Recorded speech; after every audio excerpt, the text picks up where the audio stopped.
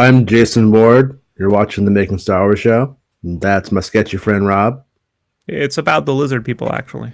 About the lizard people. Yeah, it's all about the it's actually a gray membrane over a reptilian shell. Yeah, I thought the little grays got to you when you were about to start the episode because your computer was breaking. You were like me like 2 months ago. When the gray's getting to me, but it's not what you think it is. I'm getting it in here because I lost it up here. I wonder, it might be gray up there. Who knows? Nobody does. I'm old. My opinion doesn't count. That's how it works.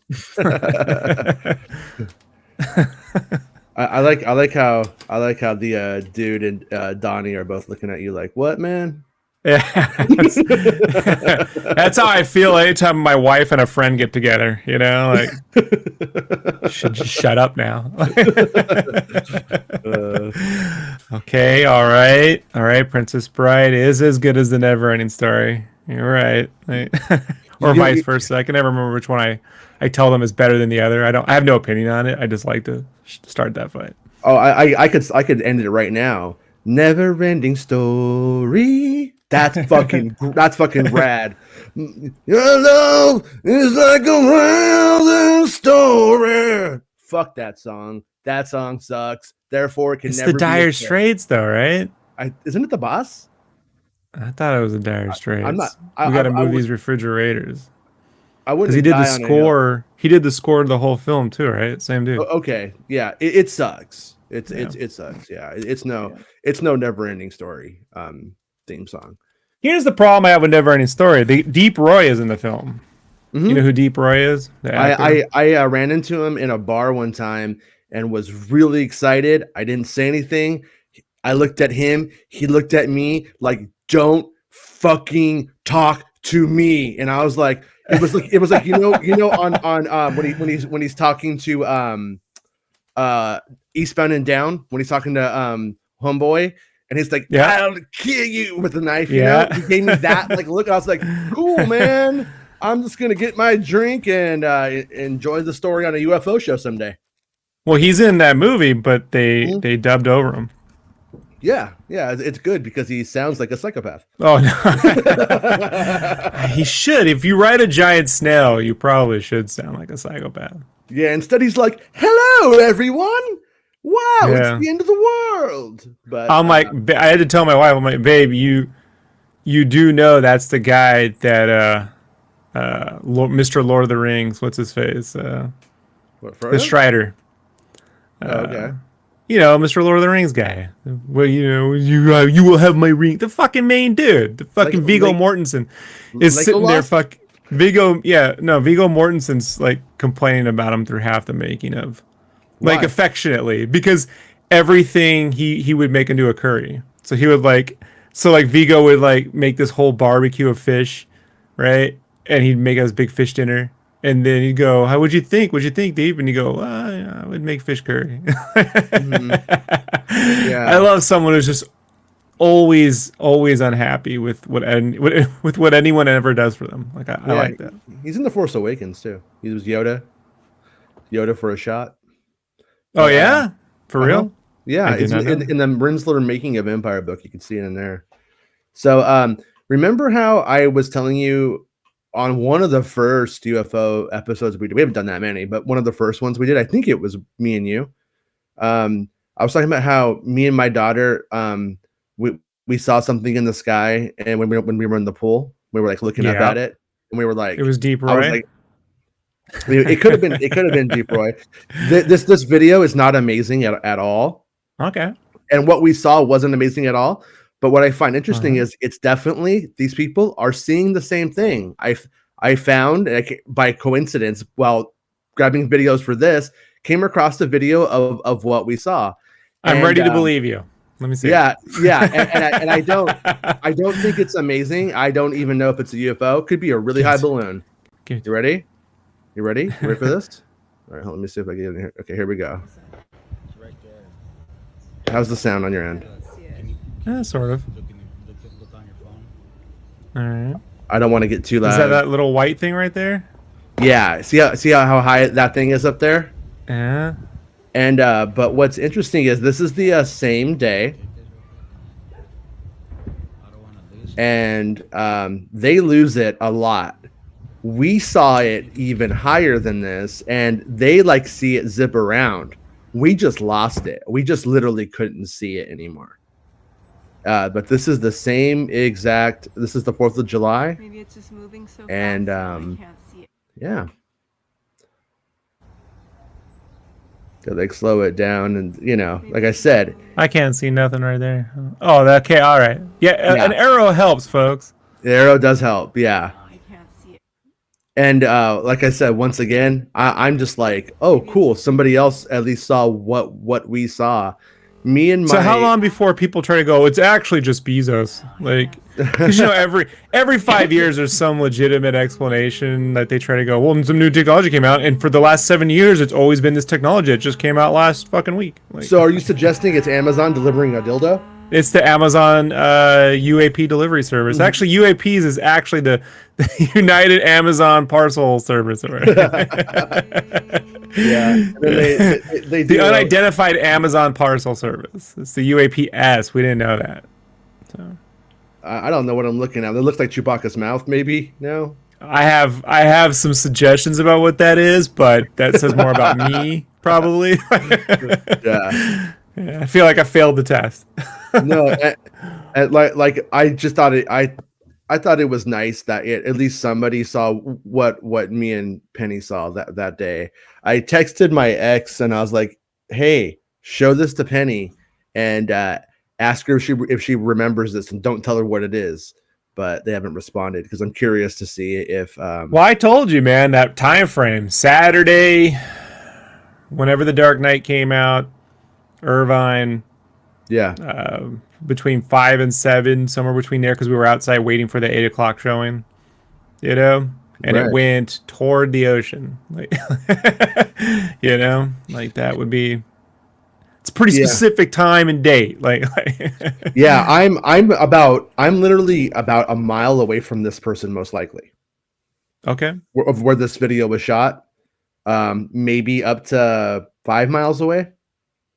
When something gets that high, I'm not sure how much that matters. But then, like I said, like it seems like they see it zip around. We didn't see it zip around. We just saw it like really, really high and continue to get higher. And then we would just lose it, and then we would see it again, maybe 30 seconds later. We'd be like, there it is, it's over here. But it wasn't like in terms of like the Elizondo observables. It wasn't that amazing. I wasn't like we saw a UFO. I'm like, it could just be a balloon that's literally going to go up and burn up in the atmosphere or something strange. But it is strange. And in the pool, especially that summer, we would lay on the rafts and look up and playfully look for UFOs. And we never saw anything like that ever again or that high. But LAX is, 15 minutes away. If there's no traffic, LA traffic, it's like 45 minutes away. But with no traffic, 15 minutes away. Long Beach Airport is also over there, but also over there in the harbor of Long Beach is where some of the there's been some amazing UFOs seen, throughout the years. So it's it's definitely interesting. But it's my favorite rando bit of Fargo season 2. The UFO thing? Yeah, I still haven't got caught up on that. I watched that. I used to watch it with the ex, and then we broke up, and then that ruined my TV schedule. It wasn't like it left a bad taste in my mouth. I need her to watch it. It just ruined the TV schedule. It just kind of like disrupted the flow. So I didn't see it. I didn't see that season. It's not explained. I mean, I'm not ruining anything. It's just, but it's also integral. It is. Yeah, it is odd. I like that. I like that. Something can have that random bit of what the fuck was all that about, but I registered us on for the show. We could do it or not. We'll see how we feel on the day. But in about 27 days, the James Webb Space Telescope launches, and we could watch at lunch. I have a feeling, and it's not a feeling that I came to this conclusion. I've seen a lot of people talking about it in UFO circles that they think that if this thing, which is this telescope, which is going to be a space telescope, 100 times more powerful than Hubble, is going to be a huge game changer, and that we're going to see things out there in the cosmos, in the universe, that we weren't ever allowed to see before. And when that happens, we're going to start to reevaluate a lot of things based off of what if it just says in the stars, make sure to drink your old full motherfucker. Like, yeah, right. They got us again. Those corporate bastards. Those aliens are already marketing to us. What do you think's funding all these fucking trips, bro? Like, socialism? Space socialism? No. I know that. I mean, the one universal truth: unfettered capitalism. I'm actually. A lot of people liked what Bezos was saying about space, and I honestly, I hope disclosure happens, and I hope they come down from Zeta Reticuli or whatever the hell and say like, "What's up, dude?" Before we have to get all of our stuff Party on, dudes. between billionaires that I honestly believe may be lizard people. If there are lizard people, I definitely think Elon Musk might be one. Just gonna throw that out there. Most likely. Man, I'm just so not a fan of the lizard people theory. It's one of the few things I just don't buy into. It's fun to watch as a villain on V, you know. But yeah, it just. Or were they feeding us with the truth, man? The truth. So you sent me the video from what are those dudes? Was it last podcast? The Good Liar? No, it's not it. What are they? What are their names? I always forget the name of that podcast. The one you sent me, the UFO one. Yeah. Last podcast on the left. Last podcast on the left. Okay. Yeah, bro. These names, I can't keep track of everything. So, yeah. Sometimes I look at my dog. I'm like furry thing, like so. But I got about halfway through. It's fun. It's a fun conversation. It's not Dolce though. Like that's hilarious. But underground bases. Yeah. I have to agree with them. Like it is funny when the prevailing UFO theory is that the aliens used to be somewhere else, but then they found the United States around 1950. You know, like they've been here for millions of years, but no one ever bothered to look around the magnetic thing, like in 1950. That's when they built the secret underground military bases that they don't want anyone to know about, like. Yeah, which may or may not be true. What was that one? It's supposed to be. There's supposed to be that underground submarine base that stretches from the West Coast into like Area 51 or S4 or some shit. Remember that one? Oh, that one sounds ridiculous. But there are right. there's like that one. I don't remember where it is. It's like dilapidated now and abandoned. And they said for years there was like nothing to it, but people broke into it, and it does go into an underground base. And there were like rumors of like them capturing kids, like runaway kids, and using them for experiments and all kinds of shit. But all of that like conspiracy stuff, which is super creepy. But it was like it falls into Ping Pong Air Force Base. But then it does end up being true that it is a multi-leveled underground base, and it's like, okay, that's definitely creepy. But yeah, I tend to not really like conspiracies very much. I mean, what it usually, if something is that big or whatever, secrets aren't really kept for very long. And then conspiracies obviously would be the product of secrets not being kept. But at the same time, when you keep hearing the same thing over and over about something, where there's smoke, there's fire. That just goes without saying. So it doesn't mean it's a UFO or it's an alien or whatever.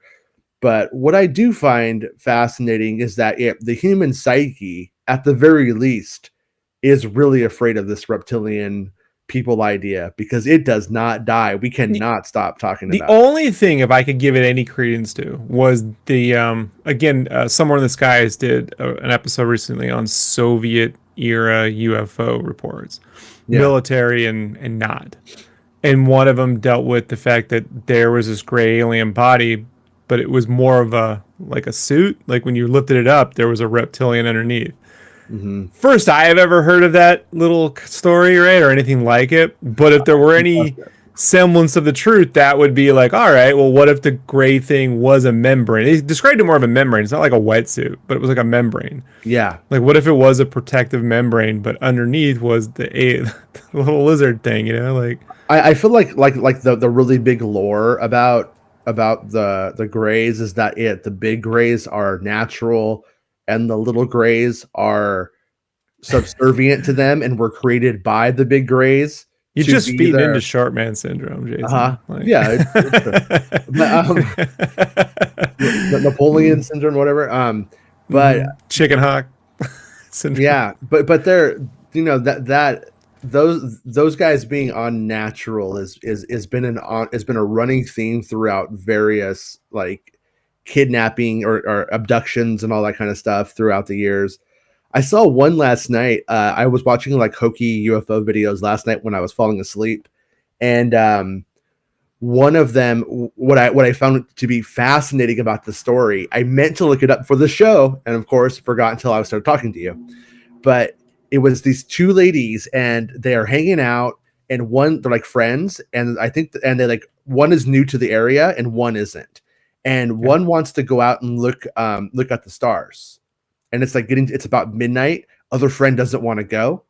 And then they get in and it's like, come on, she makes her go. They get in the car, they go out, right? But here's what I thought was interesting is they end up seeing a UFO and the one friend shines a flashlight at it. And then it gets its attention. And then it comes for them, and then they start to see these figures walking towards them.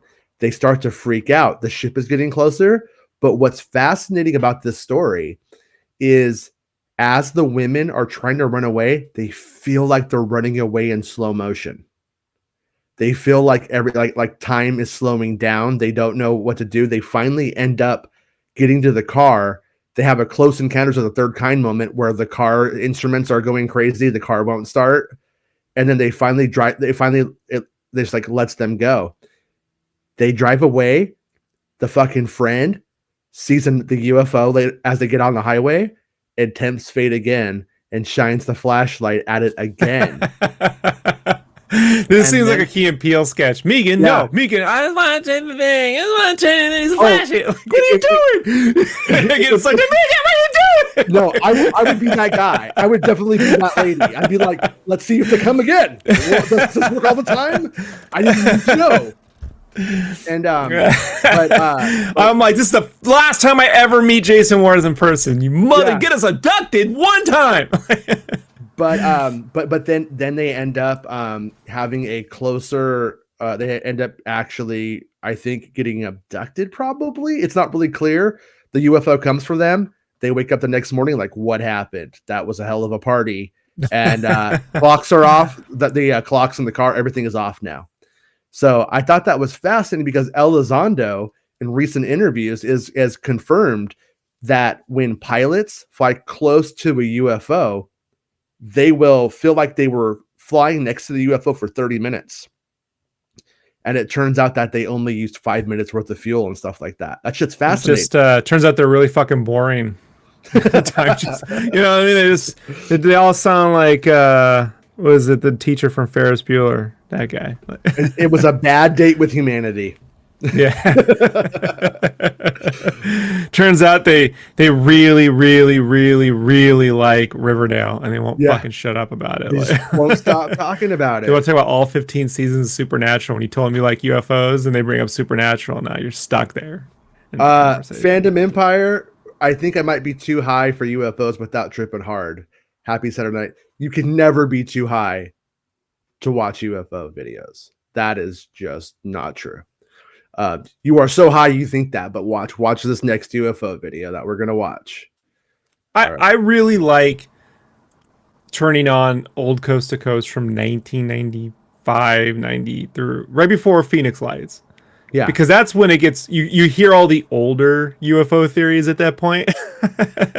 You know, like they're really like they're here to make us stop and peace and love one another, and not one mention of drone technology or anything like that. It's all Billy Meyer and and Yeah. Mel's hole, and But what I find fascinating is when, like, the story I talked about just now from that documentary, the I don't know, the continuity of science or the canon of what we're getting now lines up with that.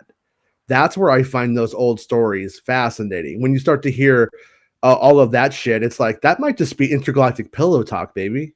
You know what I mean? Oh yeah, we're all here. It's all about peace and now buy my love. symbols. Buy my symbols. Whatever you want to hear, baby. You know. Buy my. Would you like to buy my symbols? Yeah. All right, Riley. We buy my Nope. symbols. Okay. Chill with the fucking selling stuff. So this one is supposed to be from Michigan, October 27th, 2013. And this one it's is Antifa. Let me see. Can I go full screen? What happens if I try to go full screen? All right. So Okay. so this person, I guess, pulls up in a car. Oh wait, hold on. I think it might have started over. Hold on. Here we go.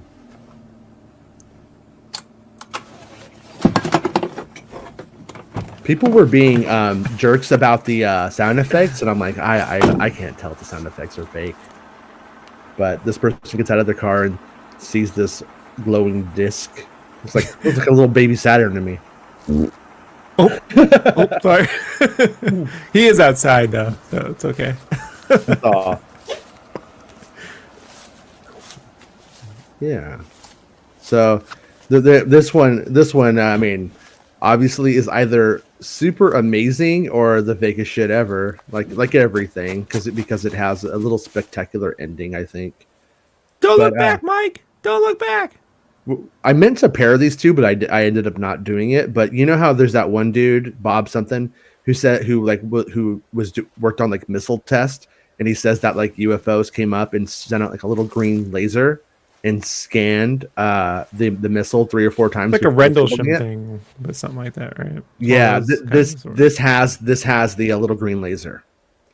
So either it's it's coming. See the car in front of there and over there. Right here, yeah. This is where, and I read people. Whoa! Yeah, I mean, you just like see it like shiny stuff, and people were being very critical about how it shines on there and stuff like that. I'm like, you know what? I don't think you could tell anything from this. Honestly, I have no idea. Well, someone either learned how to rotate things in After Effects, or it's weird. Yeah, I mean, I thought it was fun. Yeah, it's fun. At bare minimum, I mean, that's always when I read people that are like digging in and they fucking get too deep, man. They get too close to the truth. They start getting really, really angry all the time. They're like, you know what I mean? They start getting mad. Like, what is the point of this? What does any of it prove? And I saw somebody doing that today, and I was like, I totally get where they're coming from. And like that's kind of how I felt like when I was in the pool with my kid.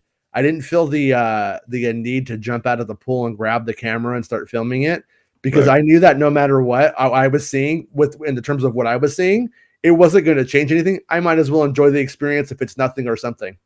Imagine if a civilization years from now manages to uncover a hard drive, and on it is just DLC, Fortnite DLC with the Dune stuff on it, and they're like, what does this mean? Why would Dune be in? What is this? Yeah, like, I don't know. We have no explanation for this. Didn't sell either. Our buddy Mr. Del Rio says, does Elizondo say if there are different kinds of craft, or are they all to the tic-tac model? I could be wrong, because I'm hitting a point where I've taken in so much UFO stuff in the last year that I need to start like making notes to keep shit straight. But I feel like Elizondo has said that if there are definitely different models. I remember he was supposed to at some point do some kind of explanation where he like showed how a triangle, a tic-tac, and a saucer all use the same propulsion. It was supposed to be some kind of paper folding kind of thing where it really showed how that stuff works. My daughter is trying to FaceTime me. Hey Penny, I'm doing my UFO show live right now. Did mom show you the video I sent you? But look what happened. Oh, your tooth came out. That's badass. Make sure you put it under. Make sure you put it under the pillow at mom's house, so that way you can get straight paid from the tooth fairy. But can I call you after the show? Okay, goodbye, Dad. Okay, I love you. Bye. Well, I was hoping You to just have lost some Penny. money, Jason. No, she had her mom's. That's why I told her to do it there. Oh yeah. I'm a genius. Mom's like, I'm gonna get that super chat money one way or the other. What super chat money? Pemberton's good for it. Yeah, friends. I know, and he's on the show. Friends have told me they're like you need to stop talking to everybody. That's why you'll get way more super chat money. I'm like, I can't do it. I'm too polite. I'm like Canadian inside or something. But anyways, Elizondo was basically saying they think they know what some of it is, and some of it they don't think they know. And like the triangles or pyramids. And I'm still a little bit confused about triangles and pyramids. Are there triangles and pyramids? Or is that just one thing? And are they because like sometimes you'll see some videos and it's clearly a pyramid. Other times it looks like it's a flat, almost like a Star Destroyer. I don't buy flying pyramids. I draw the line at that one. Yeah, well, what makes it confusing is that Elizondo has used both terms interchangeably, and so he clearly means one thing, but I don't know what he means when he talks about it. I don't know. He's in my 50-50 category. He's in your 50-50? Yeah. Based on his behavior, not mine. So. Yeah, my take on Elizondo is there's not really anybody better to throw in with, and right, he's entertaining is not the word. He's having more of a credible discussion about this than if Richard C. Hoagland were running around talking about crystal structures on the moon all fucking day. Yeah, or Stephen Greer or something like that. Stephen Greer, right? It's just so. Because I honestly like. It's kind of weird. Like I'm not deeply invested in my belief that in really anything. I'm like, I've hit a point in life where I'm John Lennon, where I just, I believe in me. Everything else is fucking bullshit. Probably that's kind of where I've hit. But I definitely see him as being the biggest link to the government and that we've ever had of somebody who's come out and who's now being endorsed, and backed up. But he definitely does things like me and Pemberton. We'll talk about how, boy, is he crafty with he's an artful dodger, and you can see how he does there's a lot of tactics that he uses that I just know is probably part of his training. And I've just done enough interviews throughout my life to know what some of those tricks are intuitively, and I see him do them constantly. And like you will watch him come in and he immediately debases himself. I am just so happy to be here with you, Rob. I love what you're doing, and really it's not me, it's you who's making this movement happen. And like he puts a lot on, and he really knows how to disarm his interviewers into coming at him with questions from an angle that is preferable to him. And I kind of respect it. Honestly, in a way, I'm kind of like, hey, you're really good at this. But I would like somebody to make notes and stick to the notes about what they're going to get into with them and not let any of that change it. And I feel like he's pretty good at it. And I mean that respectfully. I would say this to his face. I think it's pretty good. I think he's pretty good at it. And I think as a creative, a professional creative, I've come to not trust compliments. Mm-hmm. Like, and everyone goes, I don't like it when the notes are negative. I'm like, those are the only notes I know they're being honest on. Like, it's the positive ones I don't fully. They setting me up to fail. Are they going to be like, that's why this project didn't work? Rob did that fucking thing, and we didn't want to tell him because like it'd be fun to watch him crash. So someone like if I have notes, like I think the only person we've interviewed of any stature was Ahmed Best, you know, and I had to bring up him and George in the car, right? Like, because I would have done 3 hours of that guy. Yeah, no, well, like, that's all I wanted to talk about, to be perfectly honest with you. Yeah. But if Elizondo comes on, you know, like I might be afraid I might jump on the whole. So where are you on the whole Blue Lives Matter thing? You know, I might derail and anger half as I shouldn't. As Paul, it's not even politics, but I do think though that like it. Okay, let me give you an example. The Hale Bop community, you know, was based around actual like UFO sightings and stuff. And sweet then eventually turned into like a little cult that eventually killed themselves. They used to be on Coast to Coast talking, you know, quite often about that thing. And then one day they killed. And so I'm just curious to know, well, you know, how much of if how much of this is being weaponized, like the reptilian people, to recruit people into a weird cult, you know, like, and I'm not saying Elizondo's doing that, but when I do hear right-wing military talk, right, and I've been in the military, so I know that. I do know, like, when I hear conservative military talk, I'm always like, these guys gonna bring up the John Birch Society or, you know, ancient civilizations that were way, because before it used to be the 50s were the greatest, but in UFO talk, the 50s were when it start, the UFO shit starts. So they got to go, ancient civilization was really good, and they had, and now all this technology's broke, you know, and it's just like, all right, I don't know, man. Like, I'm just really curious about that end of it, because I do believe that we're seeing some real fucking weird shit. Like, you know, I've seen it with my own eyes, but even when if it didn't, I do believe that we're seeing that. It's just that when I hear things like when Elizondo says things like, you know, people are being racist to UFOs people for, you know, it's like, you can't be racist to a UFO. Come on. Like, the fucking conversation's ridiculous to begin with. Living with Dameron, thanks, man. Living with Dameron just gave us a super chat, $5. Tooth Fairy money for Penny. Will we ever see Ray on screen again? Sorry, it's UFO night. Fire in the Sky scared me as a child and piqued my interest. It's a shame now this, if you want to talk about a Hollywood bungle, Fire in the Sky is such a shame, because although you get the same scary beginning in real life, the end of it's far more fascinating. And the reality of what Travis Walton, you know, has claimed to happen in that ship is far more contact than that nightmare fucking scenario in the movie. That, you know, I mean, it's a shame, man. I mean, if you're asking my opinion, will we see Ray again? I think so. And in my opinion, they will want to get Daisy Ridley before she's Mark Hamill's age. You know what I mean? I'm guessing within the first decade, we will definitely post episode 9, we'll see her.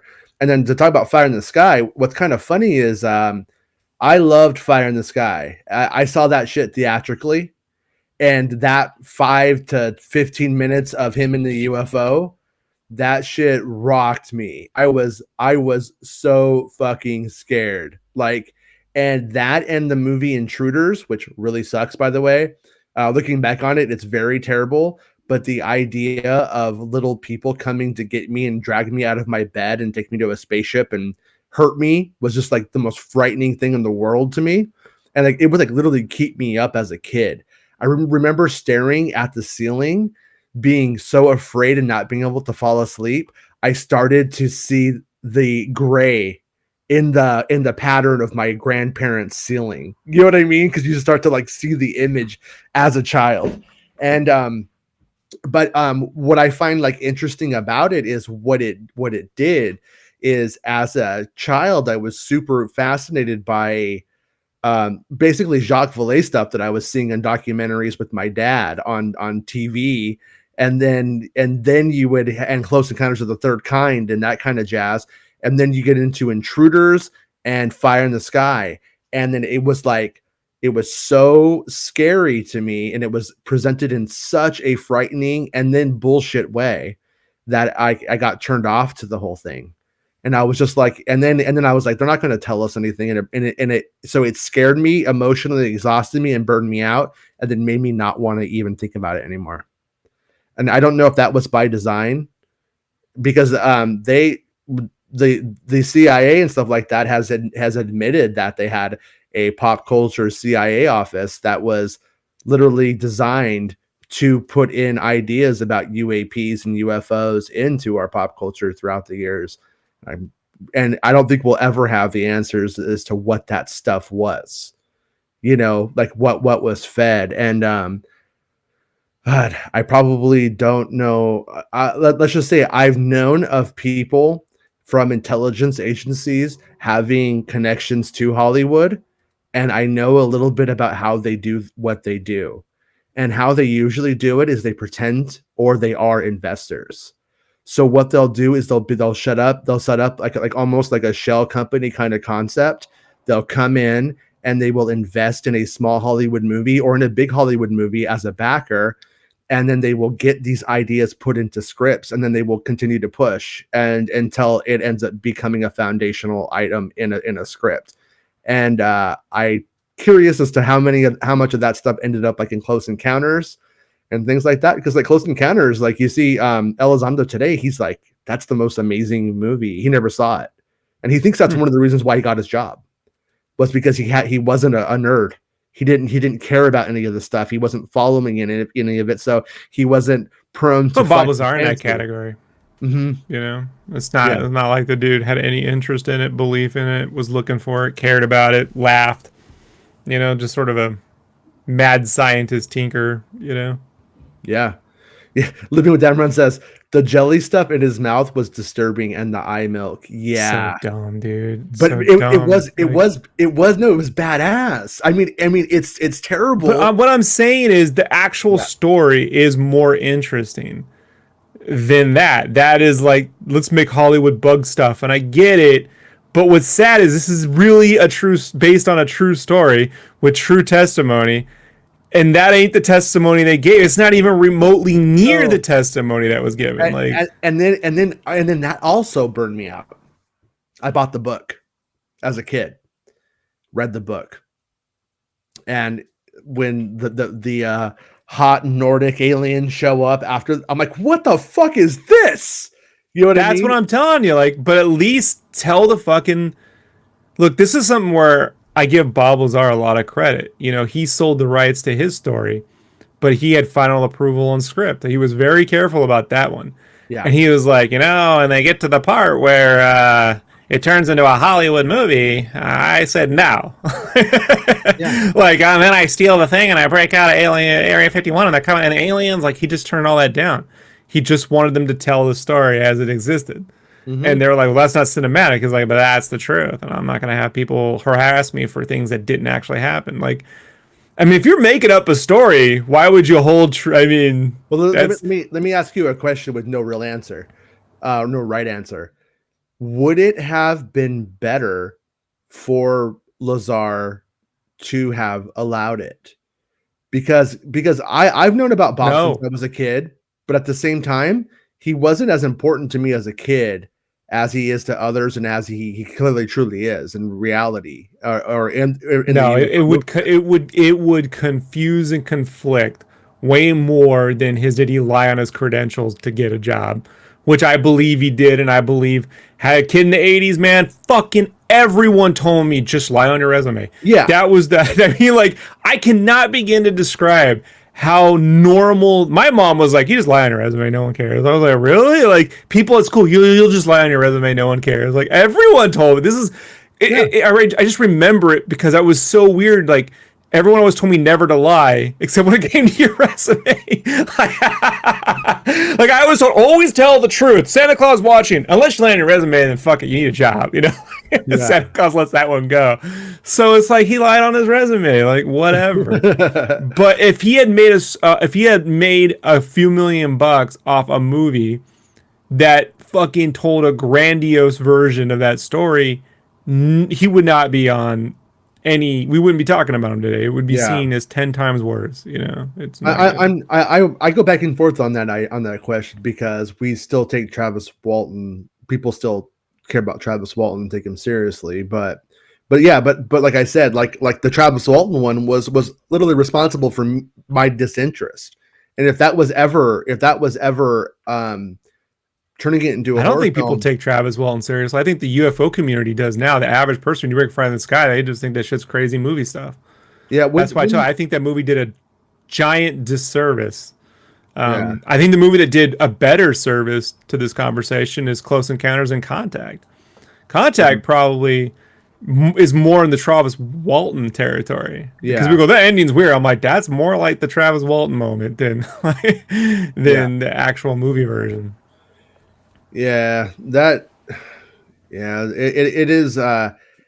What I was gonna say was, when it comes to like the Travis Walton concept, it feels like it definitely links in more with all of these various races and with communion and lizard people. Though I feel like that's the one I think that opens that door.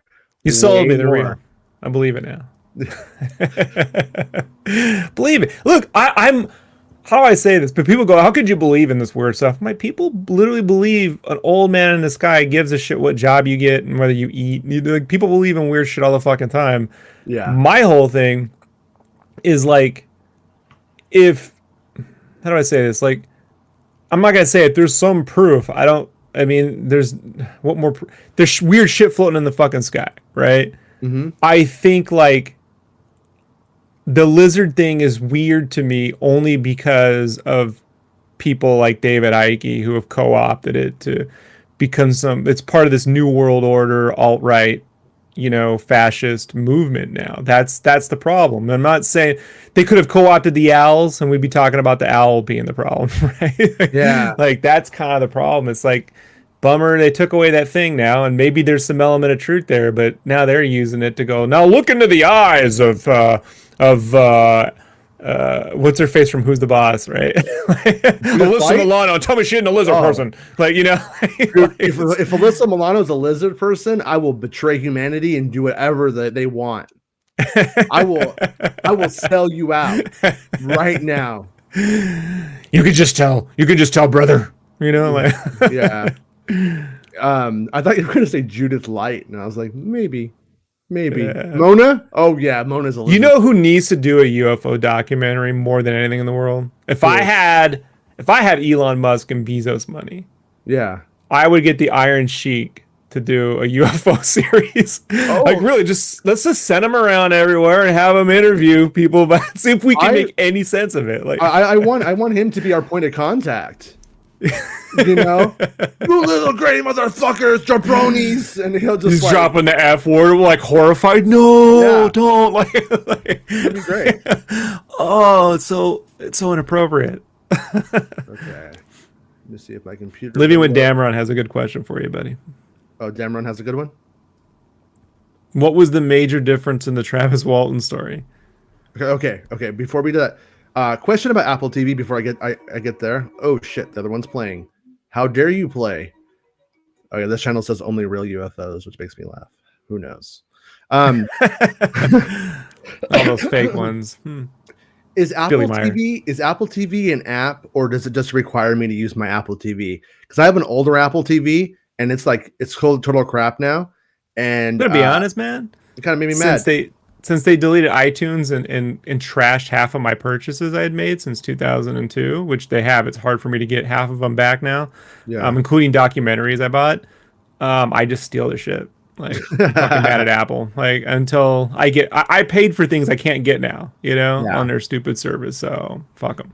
So I think Living with Dameron brings up something that is probably worth doing like a whole actual episode on. Okay.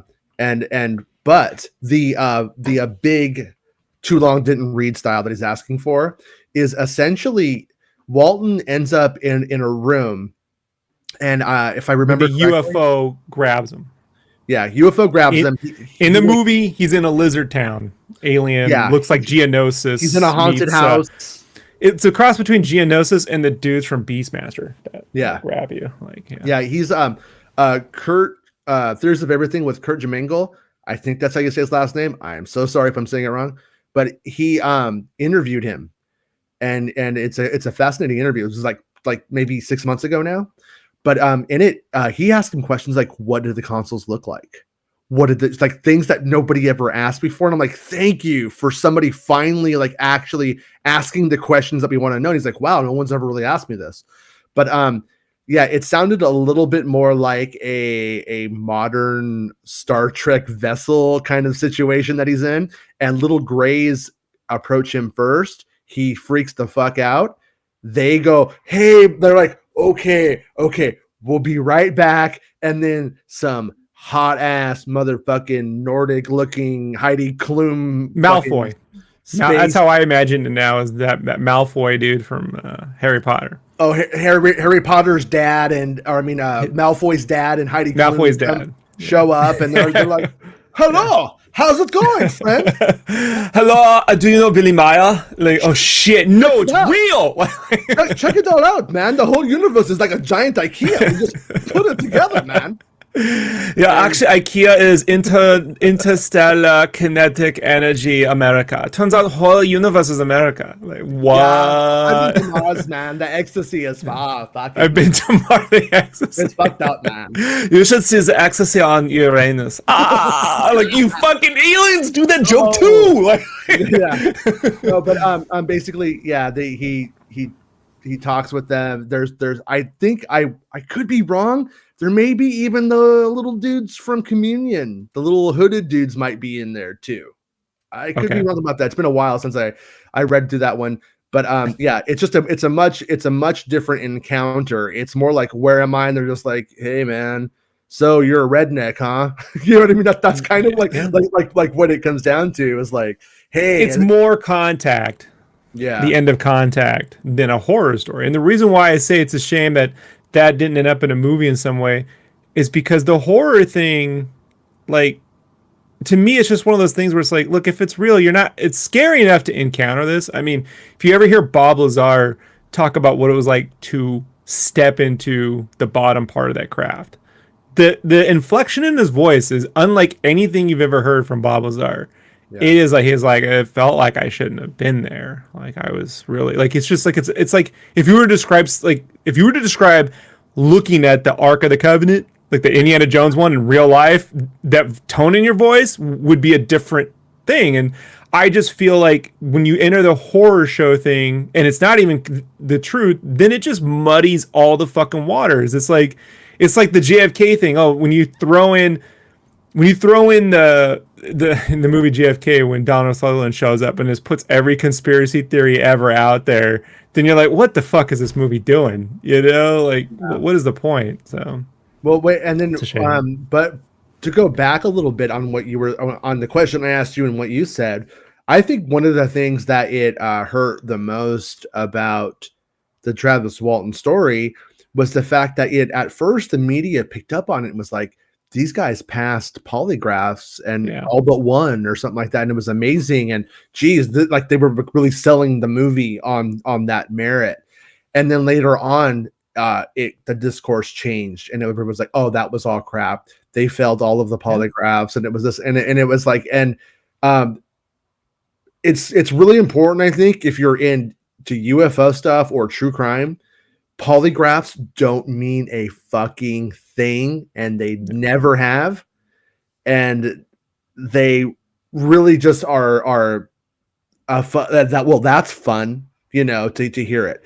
So it doesn't actually strengthen or hurt their story, but in terms of what the general discourse and belief is, polygraphs are lie detecting machines that only know truth with a capital T, and but they definitely changed how that was presented in the media after that. And then it was derided for years. Every time you heard about it, they would talk about how, oh, they did fail the polygraphs. And it was more of a critique on the media's presentation of the initial media blitz of the movie, but it was effective. It effectively made it where, well, this is too messy. Goodbye. Going to move on with my life. And that's probably what they wanted it to do. Which is why I'm glad Bob Lazar never went along with it. Because it would, if you have the Bob Lazar, if you have the Bob Lazar "No Country for Old Men" thing, where at the end he's running, the Men in Black are chasing him into a pool in Nevada. You know, he's in a shootout with S4. Come on, you think that's gonna help anything? All I can say is it's how I would have done it. He's In real life, he turns on the Miami Vice theme song. I would have used my Hoth. Yeah, this one right here, I think is most likely complete bullshit.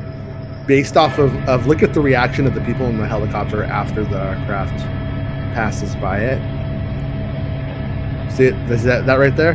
Just zips by really, really fast, and they're like, I don't see that. yeah, it passed by. It was really nobody, and we got the guys in the back just like, hey, cool, you know. Here it comes, right? See, it just goes by like really, really fast. I mean, there's always a chance that they actually got something. That they saw that actual text float in the air. Yeah. Oh, there it is. Okay. All right. Yeah, I mean, there is always a chance that the people in the helicopter didn't actually see what passed by them, and it wasn't until they saw the footage later. This one right here is the Nellis test range UFO. I want to. Is it from '93? But this was put up on YouTube in August 14th, 2011. It's really old. Hold on, I'm going to skip ahead a bit because it definitely like is a kind of a 6-minute long video, but it's not unlike the Nimitz videos and stuff that we've seen recently, and appears to probably be legit. This is the full from November of 1994 over the Nellis test range of U.S. This craft was developed by T. Brown's Electro. Somewhere in the desert. Yeah. West of the Rockies. Let's see it. It definitely gets like more interesting. Here we go.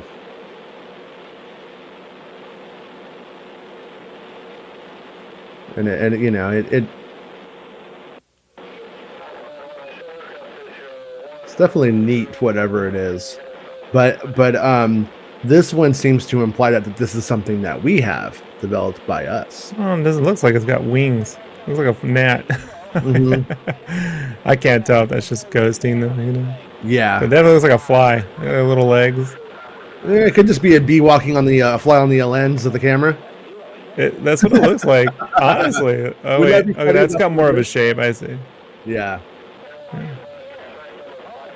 And man, I've had to read thermal imaging on tanks in the military, and let me tell you, I don't fucking miss it.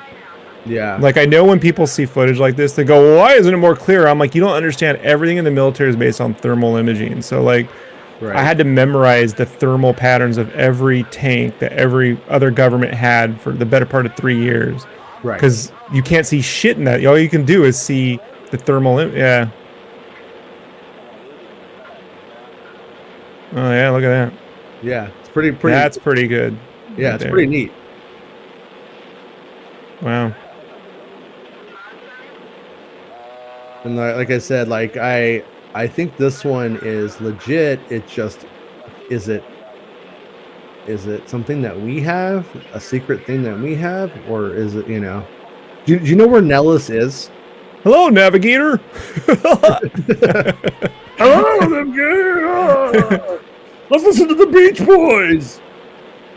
When someone says UAP, you scream real loud like this. Yeah, for some reason, I think I tried to do PB for a second, but I went like a slow bobcat. Oh my god! But yeah, it's. Yeah. I'll be sweet Chuck. I like it. Yeah, I mean, and like I said, like even if you try to film something with your phone that is not a UFO and is legit, you still won't know what the fuck it is, because these things, we don't have the right technology to get this stuff on purpose. You know, like our phones aren't equipped to do it. And then, Well, if Bob Lazar is to be believed, they distort gravity, you know, in Yeah. their gravitational fields. And so they're not really within our perceived reality at that point. at this point now too, we are, I believe Bob Lazar and Elizondo are on the same page. Elizondo has never backed up Bob believes in Blue Lives Matter. Lazar at all. He never has. He says Okay. I don't. He says I don't know the man. I don't know, and Clever. that's what he says. And but he says the same thing. I mean, the distorting of gravity, the way that the tech works, is exactly the same. Right. This is Yeah, see, this is similar to what I saw, but imagine if there were points of light. So what I saw was one ball come down. So I saw this in reverse. One ball comes down, right, at a nice pace, stops, splits this in reverse, and then they both go horizontal to one another toward the ocean. So this is a lot like what. Just imagine if it's reflecting the light, because it's so up the way the sun's hitting. I'm seeing as points of light, but it's really the reflection of the light against the surface of. Right. Yeah. That's exactly it. And I'm like, what the fuck is? And when you see it, you're like, I've never, like my entire life, seen anything stop, split into two, and go horizontally in the other fucking. And it came from up, like down. Yeah. That's very similar to what I saw. That's like kind of cool in a way that it one of these lines up with your experience. Yeah, that video might be bunk, but that's very, very similar. Yeah. And that's always like, just to be clear, I don't endorse any of these videos as being real, and I'm also not somebody who I do. They're all real. Believe it. Who could like, sits there and like starts monitoring the pixels to go like, I know this is CGI. For a steady super chat, I'll believe anything you say. Now these ones right here, this person shines a light up into the sky, which is dangerous, and I think a lot of the CE5 cats are into doing this. But never shine lasers into the sky, folks.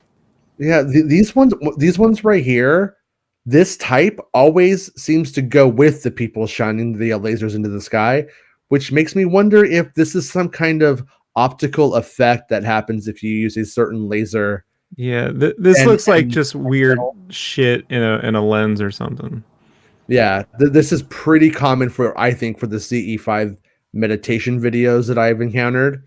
And I am not sure that I buy into this style being legit in any way at this point.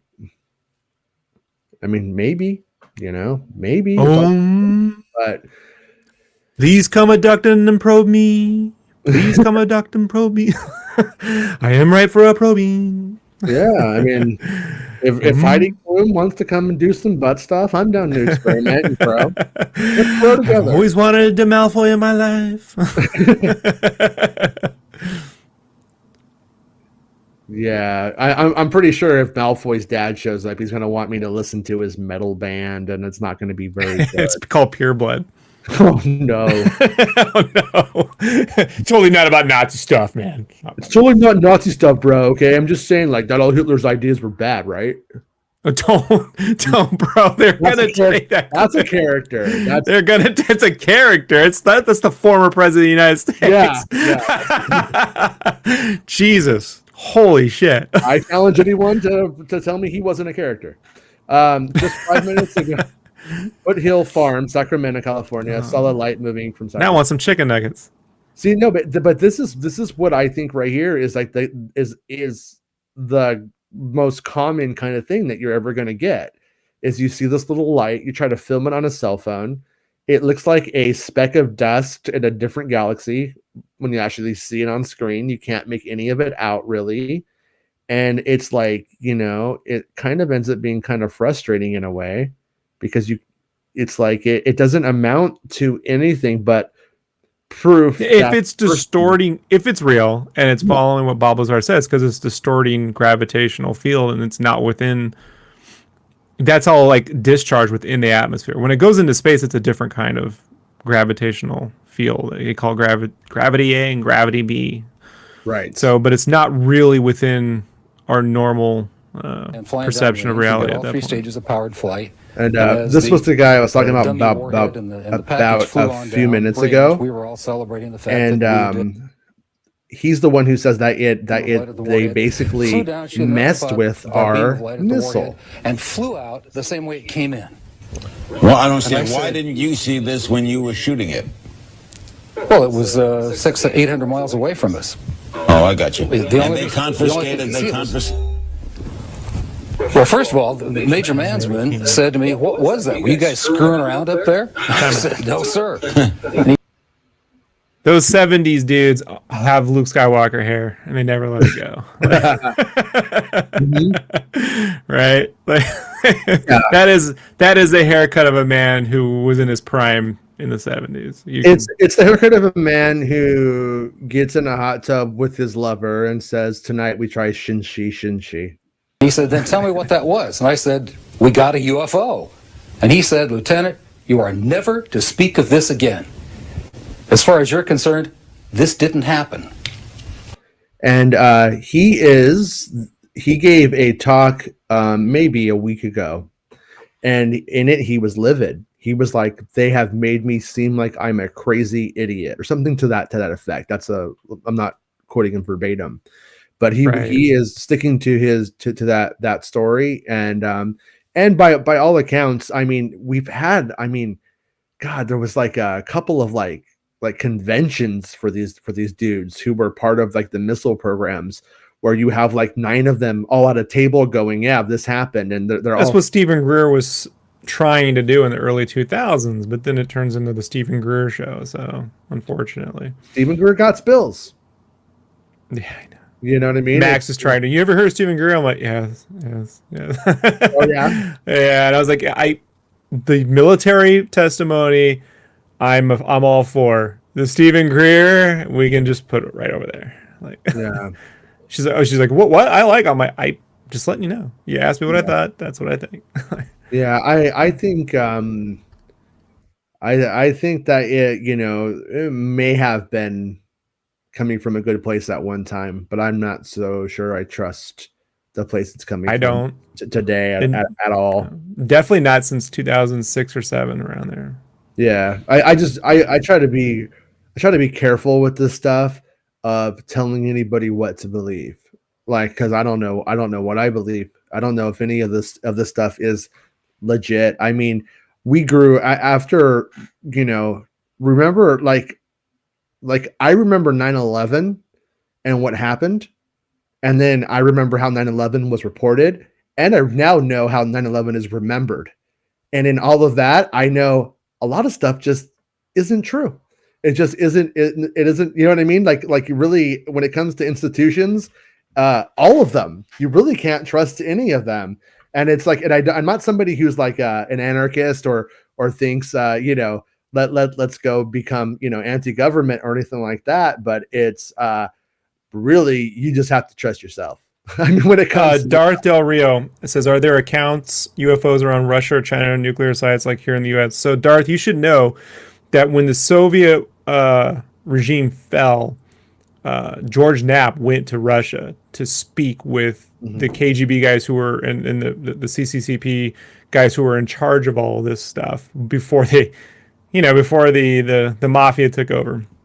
And so a lot of these stories did come out through that research. And if you want to listen to some of the Russian stuff, I would recommend one of the more recent episodes of Somewhere in the Skies podcast that goes through some of the Soviet era documentation of this. The China stuff is harder because it's all government controlled at this point. Still, there's no way to leak that. And if you don't believe me, look at what they did to the anybody who reported on COVID breaking out when it broke out. Yeah, the main reporter is currently in a military prison. Well, reporting on COVID. So one of the more fascinating things too that's come out about the nuclear test sites is we've seen them turn ours off for the most part, but in other countries they've turned them on. What does that mean? And whenever I want to be an optimist, when I want to be the new age girl with crystals at the swap meet, who's kind of cute. So you're like, hey, I'll entertain what you have to say about this bullshit for a few minutes. And then you're like, this is more effort than it's worth. I'm going to go home now. But to be that person, I kind of think that if they have any understanding of us culturally whatsoever, there may be, it may have a different kind of meaning. And since with us, it's like clearly we have enough nuclear weapons to destroy anyone, to destroy the planet and ourselves. So by turning them off, it's a clear message. It's not a good idea. But when you have a little guy or a smaller guy who's nuclear in certain instances, and you turn it on, now they're facing their annihilation by doing so. I think it sends a different message, maybe. It's possible, but that's me being optimistic about what that if they're trying to say the same thing to two different cultures, but with the same meaning. This doesn't end well for you. That's what I don't think they have any interest in our well-being, one way or the other. No, I don't. No, I mean, one of the more interesting things that I've like kind of want to dig into, want to do episodes on down the road is stuff like Los Alamos mapping the human genome. That's fascinating, like that right there. And some of the stuff Elizondo says makes me think that they found stuff in our code, that it was a message. I really the wills. I tried to write about this, but old Bob Iger was like, no one's gonna believe that. So no, but you know how when you're doing coding and you see like notes left by the authors of the code and stuff like that, we may have that in our blood. And one of the things that he keeps saying is that humanity needs to prepare itself to have a completely different understanding of our origins. And if that's true, they may care about us, but they may care about us from a clinical perspective. They may care about us in a paternal perspective, but with tough love, because the on the other side of it, I didn't see UFOs stopping 9/11. I didn't see UFOs swooping down. If they really gave a shit about humanity and nuclear or anything, Fukushima would have been the time for them to do something. Yeah, they don't. Yeah, they didn't do that then. They didn't come down with the antidote to COVID. But at the same time, I mean, is it, and this is once again, the lady selling crystals at the swap meet would say, well, maybe humanity must learn compassion. And if they just tell us, I don't think they care about us learning anything. Look, this is my own bias, but my rationale for this is like, if they made a universe and it sort of unfolded and made its own shit, and they're just sort of like wandering about to see what it did. Yeah. When you play Minecraft, do you really give a shit where those little fucking cows live or die? like, oh, cute piggy, I'll make a little pen, keep them up, or I'll leave this area alone. But if you wreck a thing and it fucking washes out half the little pixel pigs, you're not gonna care too much. So, I mean, it's a real crude analogy, but no, I think about, I think about if they are responsible for us being here, then it's probably more like a No Man's Sky thing where they made a procedural game and folded, and they're interested, but they're not. There's no paternal instinct, and part of that may just be my bias from my own mother abandoning me at one point. And I'm like, the parents really don't give a shit. Like, there's that, but I do think there's something to.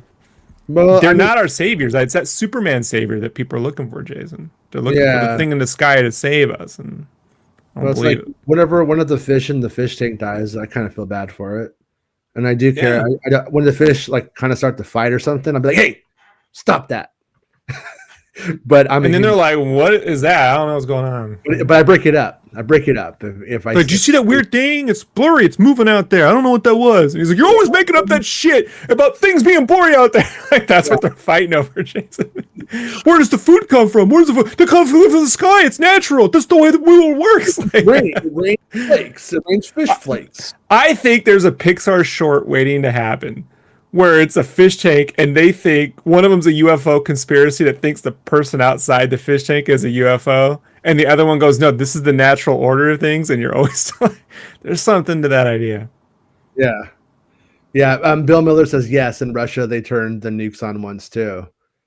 And and I mean, and that's got to be scary, because it's got, I mean, and I just find it fascinating what it might say to. I think Russia has a different approach to masculinity and to combat than we do. Not that it were any better. I don't even mean to say that, but by bringing them like, here you go, big guy, you're going to go fight now, and then have them having to go, whoa, maybe we don't want to be there. You know, I could see it sending that message. Maybe, I don't know though. Yeah, I didn't see UFOs getting involved in the Bay of Pigs and the almost nuclear annihilation that we experienced in 1962. You know, well, there's the 62, I can't remember what year, but I find that one story really fascinating. Supposedly, the Greys come to Palm Springs. Who is it? Is it Eisenhower? That sounds like an amazing direct-to-DVD movie. They meet with Eisenhower, and then I guess Eisenhower goes there I think it was Eisenhower, but he goes there like every year after, and they supposedly meet with them. But what it's every 10 years a president goes to the same spot, and that's actually been documented. Like they can show you every 10 years this exact date a president is in this spot for some reason. Like it is weird. And I think if that's the story, he goes there with the next president until his death, and but it goes that he was there with offering us all this stuff, and he was like, no, we don't want it. But they made a deal, and the deal was that they could abduct us every now and then. They could take us. But here's what I find fascinating though, is like cattle mutilations, right? What about beagles? You ever heard about anybody's beagle getting mutilated? Why not? Yeah, I have, but we're doing that, not the aliens. The aliens are like, oh, the humans got the beagle torture on lockdown. Or leave them be. or when it happens, does it get put into? It was some kids on how doing a satanic ritual.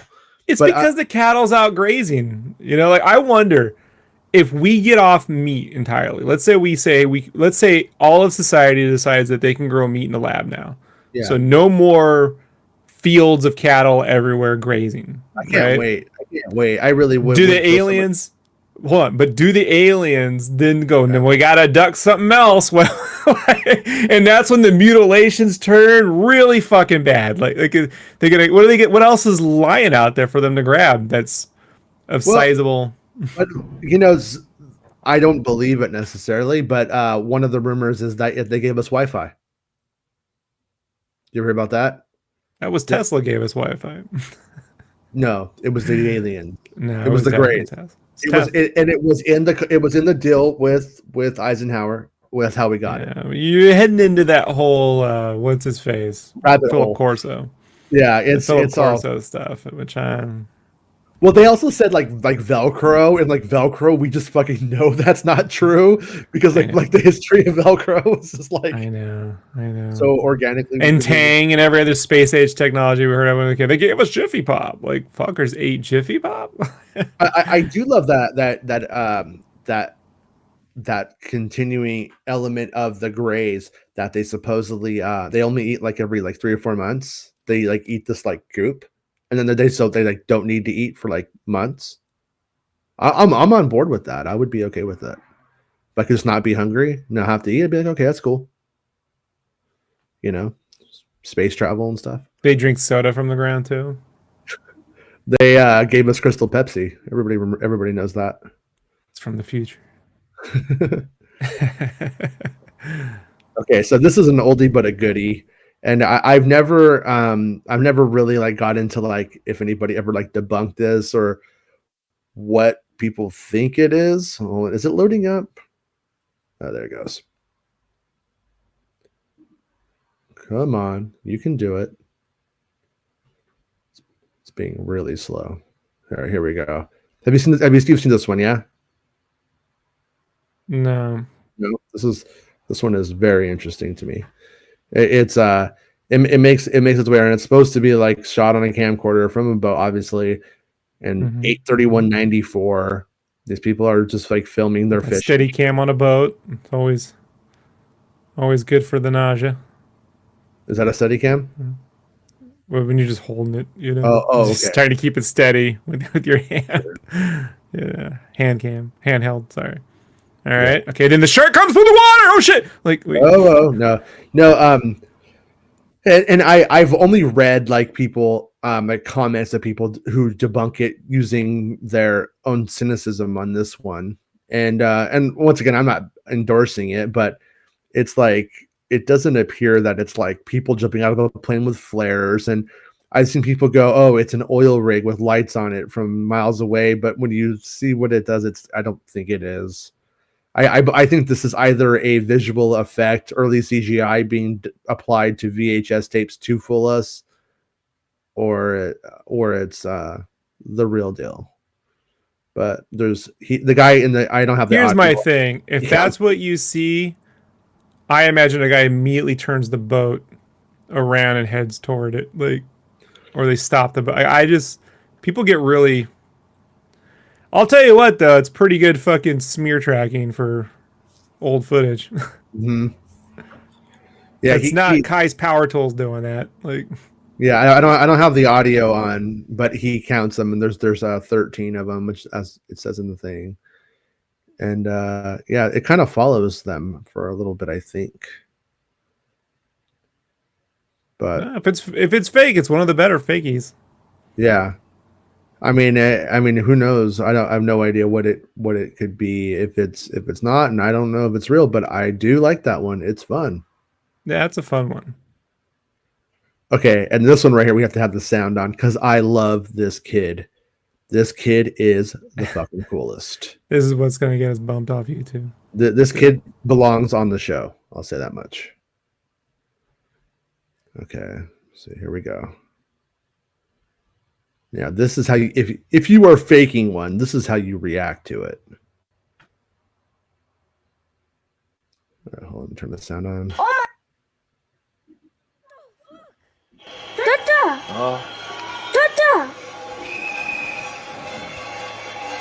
Like, what the fuck?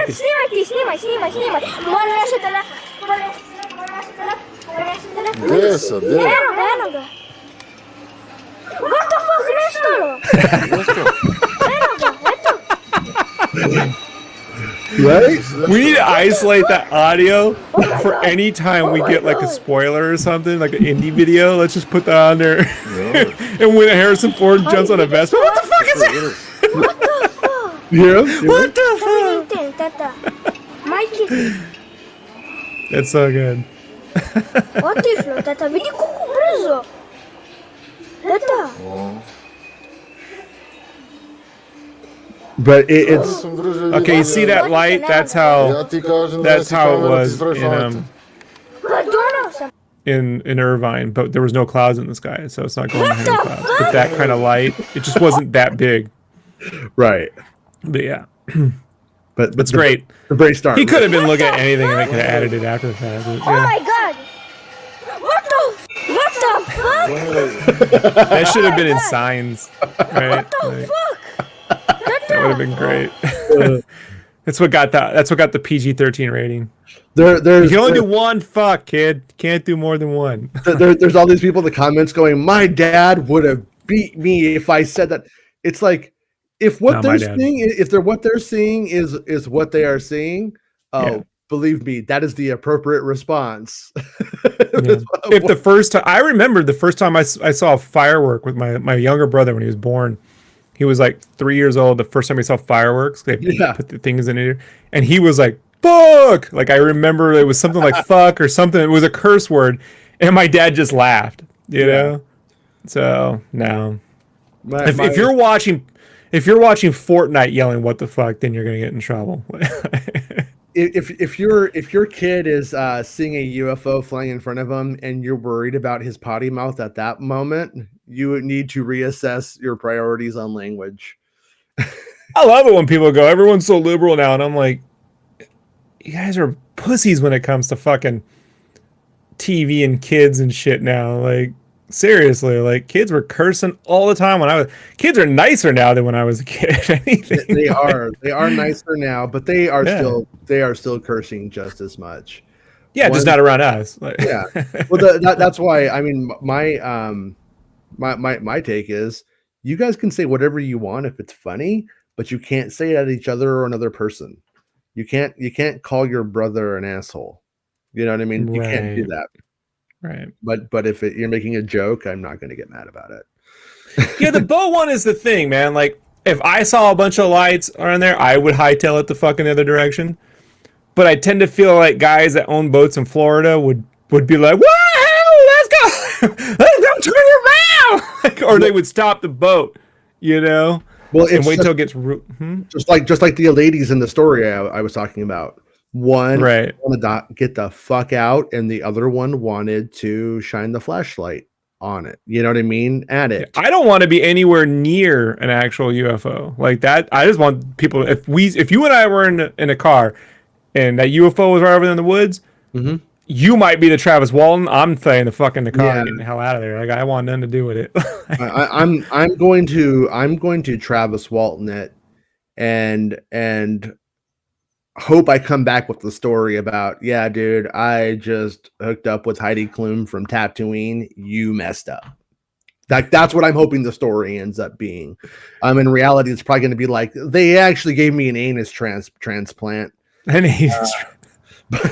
They gave you Michael Jackson's anus. Like, no. What they've been doing is anus. They've been taking cows' anuses and putting it in the people because it's funny. It's such a Trey and Matt thing. Yeah. But like it is kind of funny that like when you see the UFOs in the sky, like you'll see commenters where they're like, oh, look at them, they're all stoned because they're just like flying like this and stuff. But if you take into account that they are actually going really slow for them, and we're seeing it in a completely different way, it's maybe not actually that crazy what their movements are. It's a perception. It's not moving like that. It's our perception of when they're altering gravitational waves within a planetary surface. Yeah. Oh, and I was listening to this. I think it wasn't. Oh, what is it? It's Fade to Black, I think, which is a pretty fun show too on YouTube. And was it Metallica? Yeah, it's this dude. He's been like covering UFOs for like years. He has all kinds of stuff. He does a show with Christina Gomez, and in it though, I think it was Fade to Black. He had Tom DeLonge on a while ago, and in it, Tom DeLonge says that we have seen living things bigger than our moon. Like that stuff is like, and that, to go back to the Webb telescope, I wonder if we're going to see some of that kind of shit coming up here pretty soon. Like that, I think that telescope putting a lot of money on the telescope thing. I really think that this is going. I mean, I last night just watched Buzz Aldrin talking about being on the moon. Look, his real name was Buzzed Aldrin. They didn't even want to tell everyone it's because he was always drunk. Like, yeah, but I mean, no, he says he saw a UFO. There's a lot of things that are conflicting. The thing that gets me with the moon stuff is how we gave all those moon rocks to other countries, and it turns out they're not actually moon rocks. Like, okay, why? Like, do we just not want to give it up, or was there a goof? Like, I just want to know what was the point of that move. It just made me remember something I feel almost a little bit bad about. It was 1999, I want to say, and I was at a secret Weezer show, and it turns out shocking. Me and Rivers Cuomo used the same Jim Dunlop sized gray guitar pick, and he gave me a pick. He handed it to me, and I put it in my left pocket because I had actual picks in my right pocket because I was always practicing. Like, it's like my life then. And this girl comes up to me and she's like, "I'll give you $20 for that pick right now." And I just reached into my right pocket and handed it to her and took the $20. And then somebody else came up to me and asked me and did the same thing. And I left with like $80 from selling guitar picks that from my other side of my pocket. And I kept the other one. I kept the Rivers one. America. I mean, you really are like if Mouth and Chunk became the same dude. Thank you. So, That always is a little hustle in you, right? that's the nicest thing anyone's ever said to me. I feel bad about it. I mean, I'm gonna confess that to the Fratellis before I die. Oh, But, you're gonna end up joining Robert Diva on his anti-Biden movie, huh? Like, yeah, yeah, that shit's hilarious. people don't know what we're talking about, but that's because we're Renaissance men. That's right. Bill Miller says some people are seeing SR-71 and thinking it's a UAP. Does the SR-71 still fly? No. But people It hasn't for quite a while. That got decommissioned the minute we had stealth tech in Desert Storm. Right? Yeah, it's pointless. Yeah, but I totally believe that people saw the SR-71 and people saw the stealth bomber and stealth fighter and thought, oh, sure. that's not an airplane. The weirdest thing I saw in San Diego was a drone before they were big. Mm-hmm. But I knew what it was. It was because it had fucking wings and it was making this noise, but it was, like room about the size of my room. And it was right on Kearney Mesa where the Mesa College is. Mm-hmm. If you go up to the it's like that 15-8 crossover, right? There's goes right across the freeway right there. And it was going right over that. And I was just, because I was up there walking and I'm like, what? It's a fucking drone. Like, that's crazy. That was when you still heard rumors about drones doing, flights around San Diego and shit, but I'd never seen any. But that was not. It's what you see now in Afghanistan. Like, that's not alien tech. Did you ever know any of the pilots? The drone pilots? Yeah. I knew someone who was a pilot, and they were up north. And they have bad post-traumatic stress. Like, you would think they went through Vietnam, because they would fly the drones over Afghanistan and see farmers raping 5-year-olds, and there's nothing they can do about it. They can't bomb them. They can't do anything. You know what I mean? They just can't do anything about it. And they would say one of the more hilarious things at first is seeing farmers fucking farm animals. And that's funny when you start and you're like younger, but then started to see them doing things like cutting the throat of the farm animal that they are having the sex with, so it bucks back, and like that kind of shit, like over, and you see it every day on top of all of that stuff. And it like, and then but they my buddy was from Afghanistan and would tell me stuff like this, right? Yeah. When the guy worked at Kinko's, and I would go, I don't want to know. Okay, sorry. You know what I mean? I don't want to know, Jason. This is the shit that comes at me in the middle of the night when I'm sleeping. Right? Yeah. Like, I'm not a Jimmy Church guy. Yeah. No. Jimmy Church is that one dude with that show, I think, isn't he?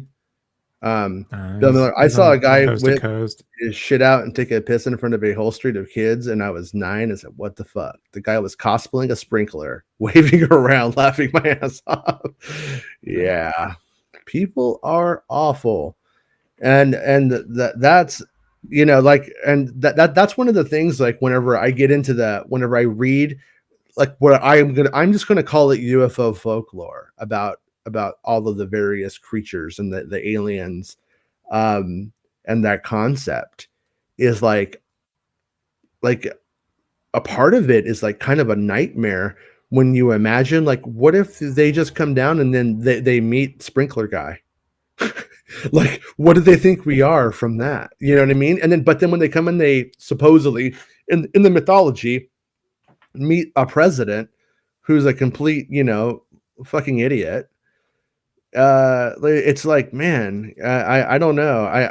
In a way, I hope they're not talking to us, because I'm afraid of who they're talking to.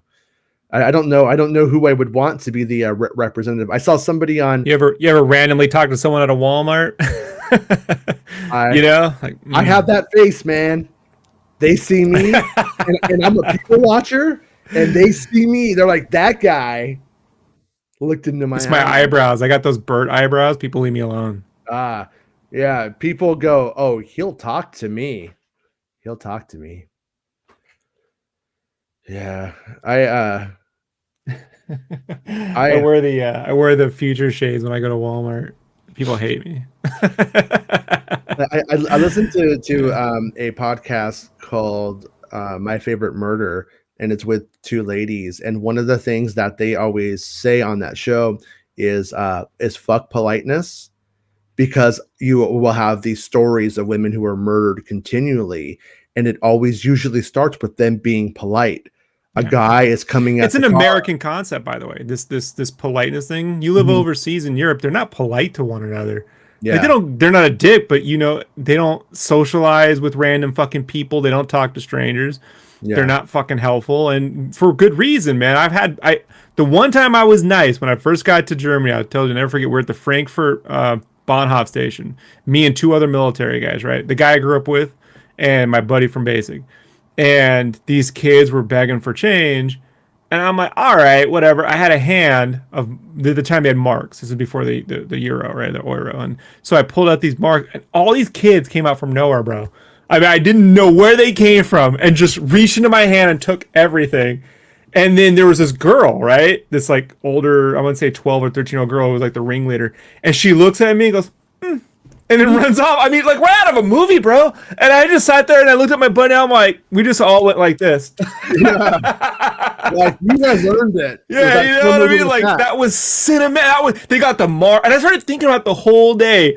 They planning it out. Those were the marks, because my buddy was wearing a stupid fucking cowboy hat, so they knew we were American, right? I didn't, but and I'm like that. So there was the cowboy hat, and then they got us, and then the thing, and it's the shrug. I love it. Like, but that's, if you're nice, you'll get ripped off or murdered if you're a woman. Yeah, you know. Yeah, have you ever seen Fade to Black with Jimmy Church? That's who he was talking about. But I've heard Jimmy Church on Coast to Coast, and I don't really care. Oh, okay, I wasn't interested. Yeah, it's a bunch of not my thing. But his show's been on forever. I like his show for what it is. You know, not my cup of tea. It's a voice. Okay. See what I'm doing? I gotta. Yeah, it's hard. Yeah, whatever. Yeah, Cracker Barrel. But no, but when it comes to to the like I said, the mythology of all of it, it's like all of it makes me a little bit nervous if I take any of it seriously for a second. Like, no offense. It's when Bob Lazar talks about who built them. Like, if I saw this in the real, that means someone manufactured these. Somebody has something somewhere where they designed this, they built it, and that fucks with even his mind. You know, it opens up a whole, I don't know if I want to even contemplate what that when it really means it. It's not just a movie we're going to see. What does that actually mean? Yeah. As much as we're all like mostly agnostic around here, you know, straight up, you know, we don't believe in nothing. When you really contemplate that there's some factory and civilization making shit, then that just, what the fuck is, and they don't really care. Like, if they care about us the way we care about us, then we're really host. Like, well, I mean, yeah, it's like, I mean, looking at like reptilians, would they have feelings? They have a completely different nervous system, right? Wouldn't they? And yeah, they would mostly be silicon based and not carbon, was the statistics on that. Yeah. These would not be carbon-based life forms. They would probably be silicon-based life forms. And so they wouldn't even have the same central nervous systems or the ability, like our ability to empathize and emote is a process of our evolution. You know, and our evolution is based on our specific point in the universe that revolves around this elliptical orbit. You know, like it's all these things creating this unique experience we're having, that if there are other creatures in the universe, they're not having that same perceived experience. Yeah. You know. Yeah, because I you know, if you've ever had a lizard as a pet and you've had a dog as a pet, they are not the same. And that is, I mean, it's a very scary concept, you know, the idea of having to politically contend with that and what it would mean and things like that. Oh, one last thing before we start to wrap it up, because I guess we're kind of at that time now. because we've exhausted the videos. I wish I had more. There was a lot of good ones, but anyways, when it comes to that telescope, one of the things like with the Hubble is that it's almost used like in one spectrum, and it can't see past like through dust and stuff like that. This new one is going to let us see through the dust of some of these stars too, and we may be able to see into things that actually may be habitable planets, or things that creatures, things, life forms could live in that we just thought that's just the sun. Or that's it all looks like Dr. Seuss drawings. Yeah, turns right. out Dr. Seuss just knew the aliens. Like, motherfucker, Dr. Seuss had it down. Yeah, no, he did some mushrooms and he saw some things. He went to some, but I was probed by a Lorax.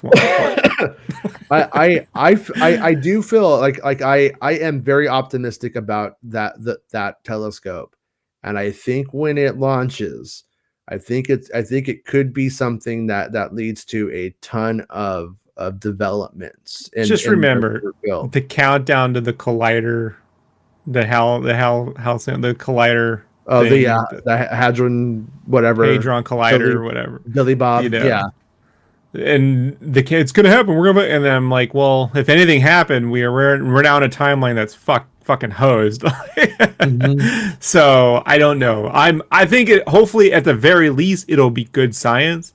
Mm-hmm, yeah, you know, like really good science, and that's exciting. That's so I watched the moon landing in 2003. You know, like I'm all for that.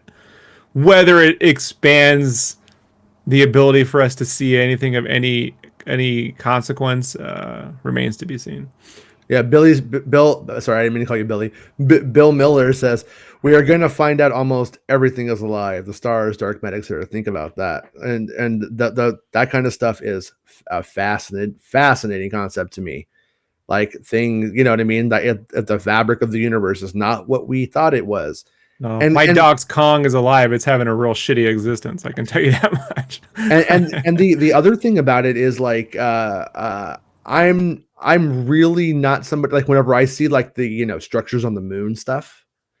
When I see that stuff, I'm like I look at it. I'm like, yeah, it could be something on the moon. At send them. I'm like, I don't know. I don't think so. But I wonder if we're gonna get some really really good footage of that stuff with this. I don't know if we will or not. I don't know if this thing focuses that close or if it's meant to look out through these little pinholes, billions of years from us. You know what I mean? I'm not sure exactly how that works, but Del Rio got dark. And I think Del Rio asked what I thought about To the Stars, what I thought about them. And I think it's a fascinating concept. I mean, it does have, I think it definitely was it does appear based off of the WikiLeaks leaks and all that stuff. Appears that it was essentially about getting the stuff out into the mainstream via somebody who could give it to the mainstream. And Tom DeLonge seemed to be the best candidate for that with his obsession with it. And that stuff makes sense. But then you also have things where it seems like Elizondo is not involved anymore. And then he says like this is always was a multimedia company. And so but he also like is like looking at I some kind of materials is they supposedly he said that they're looking at. And I was what's his name? The guy who does all the FOIAs. I love that guy. I'm drawing a blank on his name right now. I know who you're talking about. I don't remember. Yeah, I was on Twitter and he was asking about it, and I asked too, not to be a pretentious dickbag, but I backed him up because I have that stupid blue check mark, and it on Twitter it adds the stupid, but there's a whole tab for people with stupid blue check marks. And so if somebody without one says, "Hey, Tom DeLonge," he may never see it, but when somebody with the blue check mark, you get in the tab, he may see it. So I backed it up and I was like, "Hey, I want to know, when are you going to let us know what your findings are on this stuff?" Because that's what he was asking, and it was the black vault. It was the black vault, and I wanted to know too, and I was hoping maybe I could help. I didn't help. He didn't answer, but it's like, there's no time frame. They don't say anything. And I find that aspect of it frustrating. I understand it's not something they can just go out and just say whatever they want, whenever they want, however they want. I understand that. But the absolute lack of communication on the outside makes it feel like it's just business as usual. Like nothing has really changed for me. Things have changed for Tom DeLonge. On that front, he's on the inside of it, but for us, it's the same. And I don't know. I mean, it's like I've been on the opposite side of that for stupid stuff, for pop culture stuff, where I have inside knowledge on pop culture shit. I can't say anything to protect sources, or because I've been told you can't say anything until after this phase of production starts.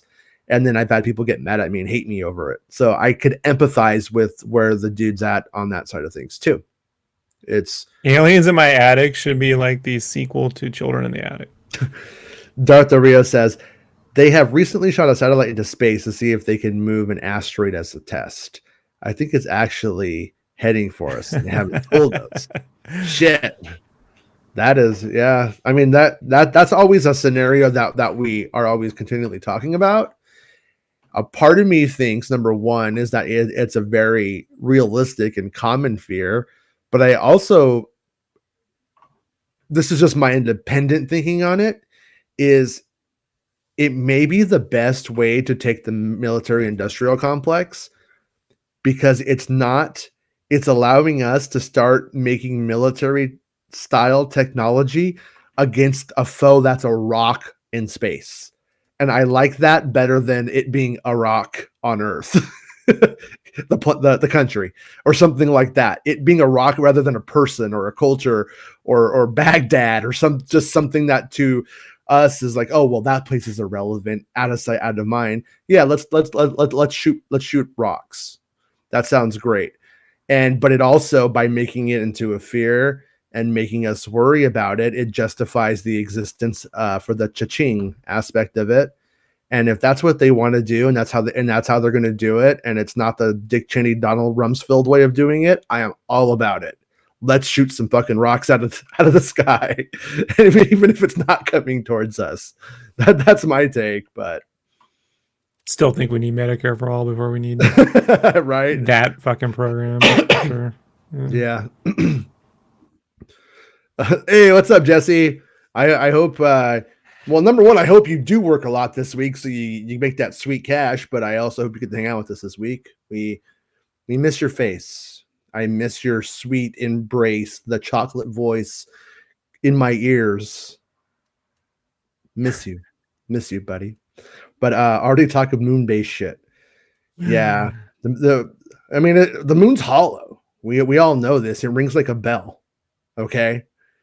But yeah, I mean, what is your take on that stuff? Not the moon-based stuff necessarily, but do you think that if there's any truth to they saw shit on the moon that they can't explain, it makes them nervous, they would rather just not go there, and it, destabilizes our faith in them as the know all be all daddies of America or the world, and that's part of the reason we don't go to the moon anymore? Or do you think it's simply just a lack of interest in funding? Nope, I don't think it's either of those. Mm-hmm. I think there's plenty of funding. I think there's plenty of interest. I think there's way more money to skim off the top from local Boeing projects than interstellar travel.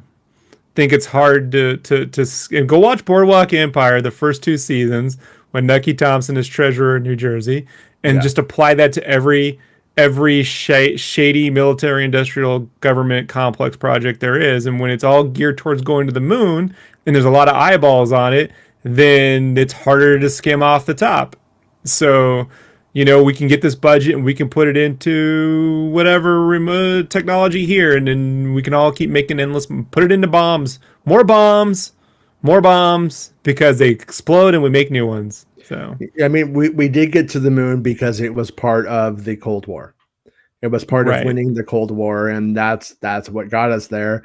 And then once we saw that Russia was about to overextend and had spent too much of their GDP on military and it was unsustainable, we stopped going there. I mean, that is like what we're doing or have been doing.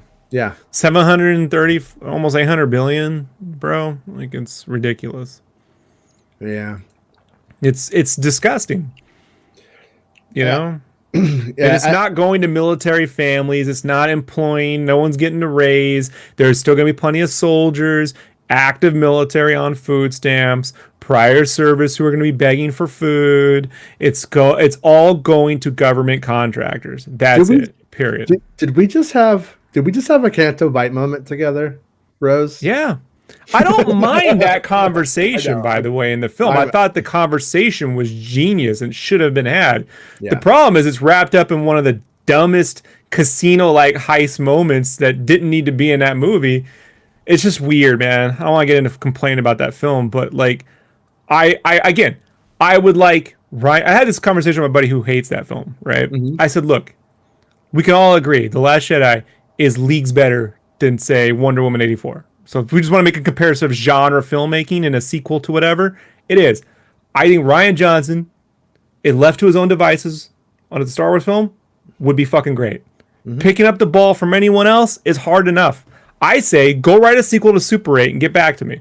Like, it's hard to write things from JJ because JJ just puts things in weird places. But putting in rich government people skimming off the top of everything is what I had hoped to see in Attack of the Clones when the rumors of Wraith Sinar being in that film with Gabriel Byrne. Remember? Because that Rogue Planet book had come out. And, the book that existed in between episode 1 and 2. And Wraith Sinar was a huge part of that book. And I thought that's what, watching that military-industrial complex Gabriel get Byrne developed. Was up for Dooku, it turned out. Right? Yeah. But watching that military-industrial complex is totally a George Lucas thing. Oh yeah, like that is right out of the Lucas playbook. You know what he did in Clone Wars? I wrote a paper called "Star Wars and Neoliberalism." It's on the MakingStarWars.net, and he has a character whose name is Howley Burton. You should submit that to the Current Affair. Seriously, I should put that in there. That's a great article. Hallie Burton, that's hilarious. So, Michael, do you have anything to share? If you have anything to share, by all means, send it our way one of these days. If you do, but if you have a story, we'd love to hear it. I could see though there being a, like, when I hear, like I said, when Buzz talks, and he's like, yeah, he says he saw a UFO. And like that is also an amazing thing. Like, when you get down to all of these presidents now saying basically, yeah, Trump, Obama, they're all saying like there is shit there. Like it's real. And we have Buzz saying it, and we have like all of these, it's like we put all of that together. Like every now and then I have to like look at that stuff just to go like, okay, when you take all of this, like there is no doubt that there is definitely something like to all of this stuff. And the fact that there's no doubt that we've been lied to so hard. And I go, well, maybe that moon stuff, maybe there is something there, maybe we are getting close to, I mean, when you start to see like what people are shooting of the moon from home now, like we get some pictures of the moon from people's like home, like telescopes and shit now that are pretty fucking amazing. And imagine that in, another 10 years, we're going to start getting, if there is anything there, we're going to be seeing it. And to defend the films, Bill, Clone Wars was so much cheaper because they had 7 seasons. And let's not forget how poor that theatrical released movie was. Yeah. So, iteration is the key to storytelling. And it's very difficult to iterate on three films on the fly with deadlines. And it's very difficult. Jesse says the kid is watching Christmas Vacation, and it would be a film the aliens should watch about the human race. Might be my favorite Christmas movie. Yeah. And I'm not a big Chevy Chase guy, but I think, I like, I like the adulter version of the first film is more of an adult, National Lampoon's sort of raunchy thing. But Christmas Vacation, I think, hits that perfect blend of all 4 quadrants, right? Mm-hmm. First, it has an animated opening, which has nothing to do with the film. It wasn't Griswold trying to do everything. It's just Santa trying to deliver toys, and just he can't get into this house from hell. And that alone It's just I hope one day, bro, when they make like Fantastic Four or something, that it starts with a cartoon opening or something. like what film does that these days? Well, let me ask you this: what do you think the odds are that if the kids have been abducted and replaced with lizard kids every time? Because that second Audrey, what the fuck was that about? Who are in the new season of Curb Your Enthusiasm? Somebody breaks into Larry David's pool, or breaks into his house and trips, and his pool doesn't have a fence around it, and drowns and dies in it. And it's a criminal, right? And then this guy, his brother, who owns a taco shop, says he's going to sue Larry David if Larry David doesn't put his daughter into his new TV show. So there's this unqualified actor who now is going to be cast. And every time I see Audrey in the second Vacation movie, I'm like, that has to be what happened. That's how Jake Lloyd got into the Phantom Menace. No, I'm being a dick. Right. That's how Hayden Christensen got into tech. No, that's not true. Jingle All the Way is my third favorite. So my favorite Christmas movies. Number 1 is Scrooge. Number 2 is probably Christmas Vacation. Number 3 is Jingle All the Way. Yeah, I think Christmas Vacation's more watchable than Scrooged. Scrooged is the best. You need to reevaluate your whole life. No, I love Scrooge. I put it up there. I tell you, it's the proto Groundhog Day. Like you can make the easy leap from Scrooge to Groundhog Day. I like it better than Groundhog Day, though. I mean, I know Groundhog Day is a better script and a better film, but I like Scrooge better. I just do. The problem I have with Scrooge is it has Bobcat Goldthwait as the Bob Cratchit role, but his secretary is also the Bob Cratchit role. It's like it's trying to sucker you into like, well, you think it's this, but it's that kind of. I don't know. It's that part is weird. I don't know which one to follow. And him bringing a shotgun to work and he's all getting along with everyone is where I sort of drop out. But Carol Kane is fantastic. Like that is. I show up to that movie for Carol Kane, and Karen Allen is him and her. That might be his best romantic relationship on screen. Is him and Karen Allen. I think by far, and especially like the 70s stuff when they're in the past. I think all that is some really great subtle drama. Like it's really good. Yeah. What's her name? Andy something in Groundhog Day. Andy McDowell. Yeah, I think I think she's the reason that the movie feels very dated and doesn't connect with me as well as Scrooge does, because it's just a better relationship. I know. Look, it's the it's a little alien boy, gorgeous. Little alien man. Whoa, did you get a haircut? Where's my toys? Yeah, shouldn't you be working? Shouldn't you be down there? Come on, man. Hey, we're all waiting for our Razor Crests, bro. When it gets on shore, I don't handle it at that. It's volume, bro, and that's my job. I got to. Damn it! Yeah. I blame you. I see it's back there somewhere. I can fucking tell. Yeah. Well, I'm gonna hold it hostage for you throughout the holidays. How about that? I believe you're gonna hold it up like John Cusack with the boombox. In your shells, in your shells. So, Michael said, all jokes aside, I saw what can be described as the freaking Starship Enterprise fly across the sky above me. I have seen several others with my wife. I hope he talks like the teacher from Incredibles. I mean, if your wife is making you see Starship Enterprises after, marry her again with humpback whales. Keep it going. No, yeah, hey man, that's cool. Black Eyed Kids. I believe it. Black Eyed Peas. You believe in the Black Eyed Kids? Oh sure, yeah, that I believe. Those things are creepy. Yeah. I think I've actually seen one of those things before.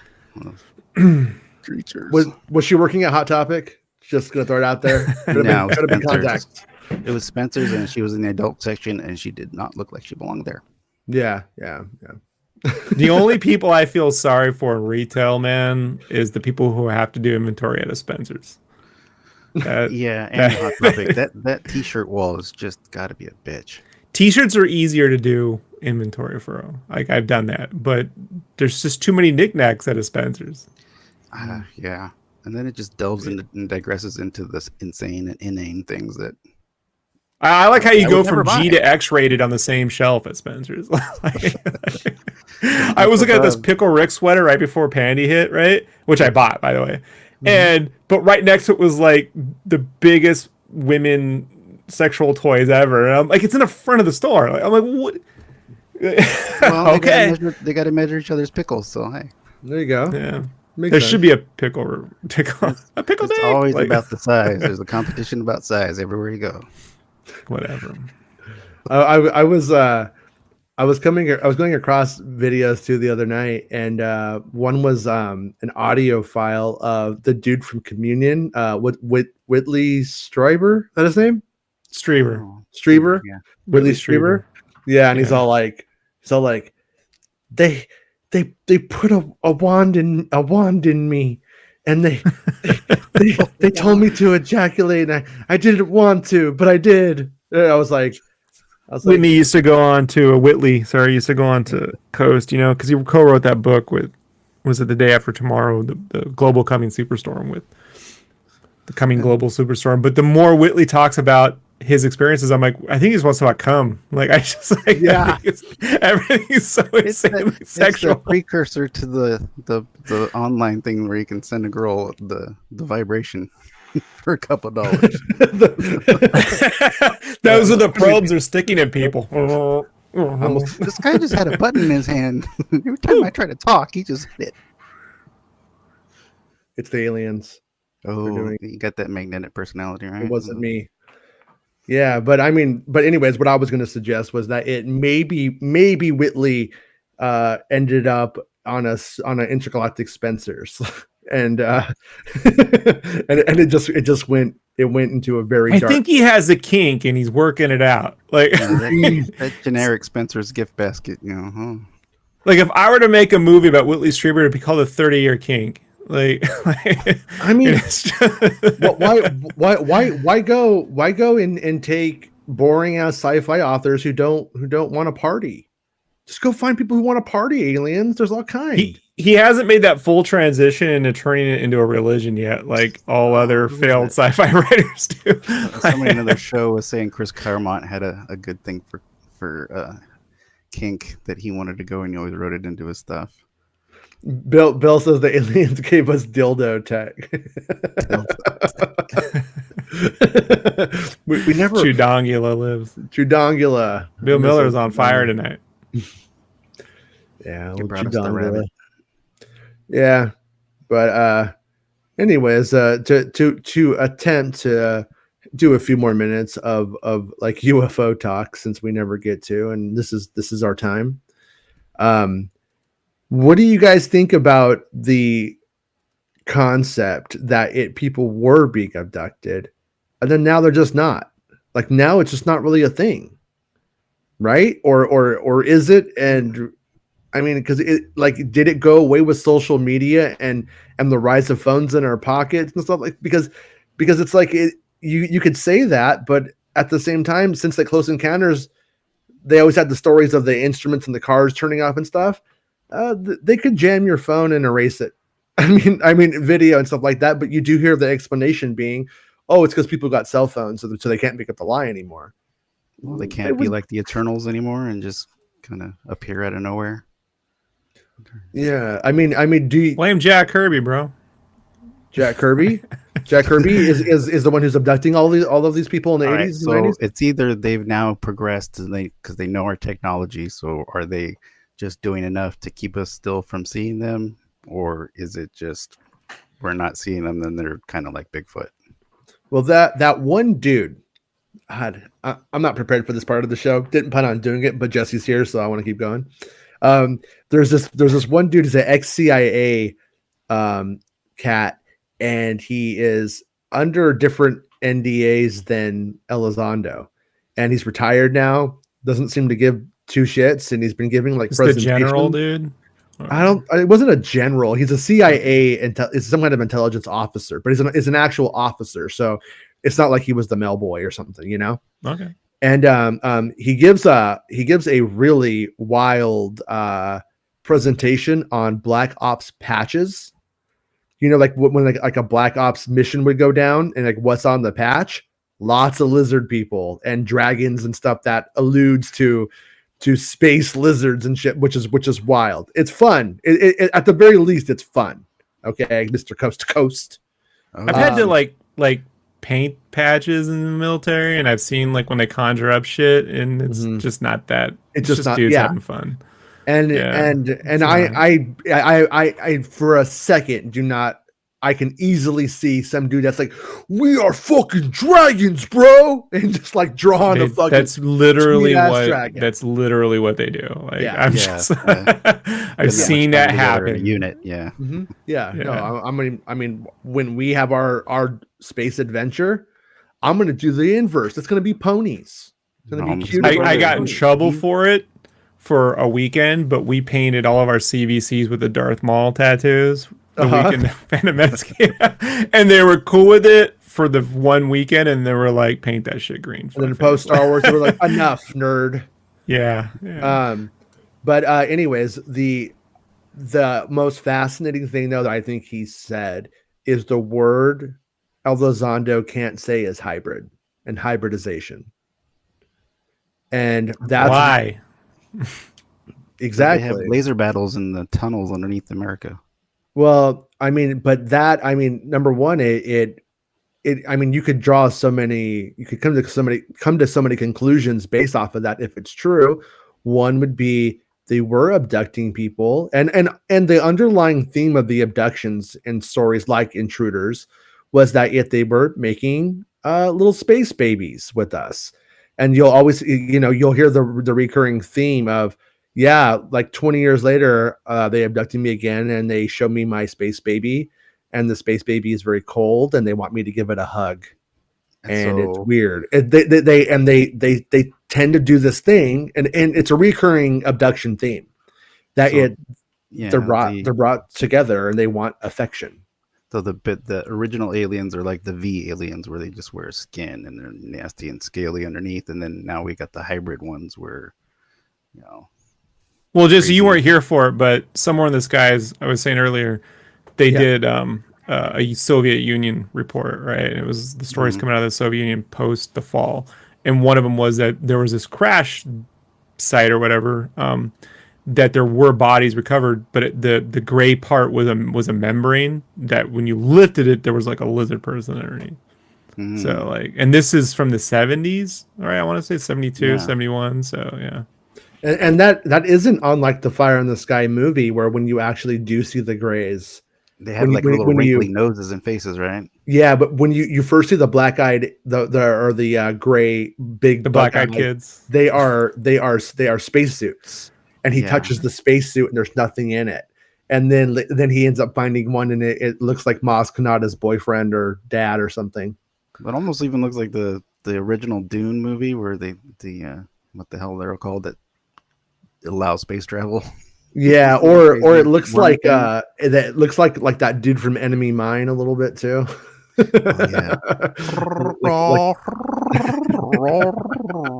That's pretty good. But also to bring it back to what I was thinking is and about Los Alamos, where they were studying the human genome, and this is real. This did happen. This stuff is real. What if that's what it's related to? It's possible. Yeah. You know what I mean? It would be wild, and it has really big implications for how people start to contend with a religion, and all the religions are going to start trying to co-opt it. You know what I mean? And stuff they're like going to that. come out. They're going to land. They're going to come out and be like, we are just two wild and crazy aliens.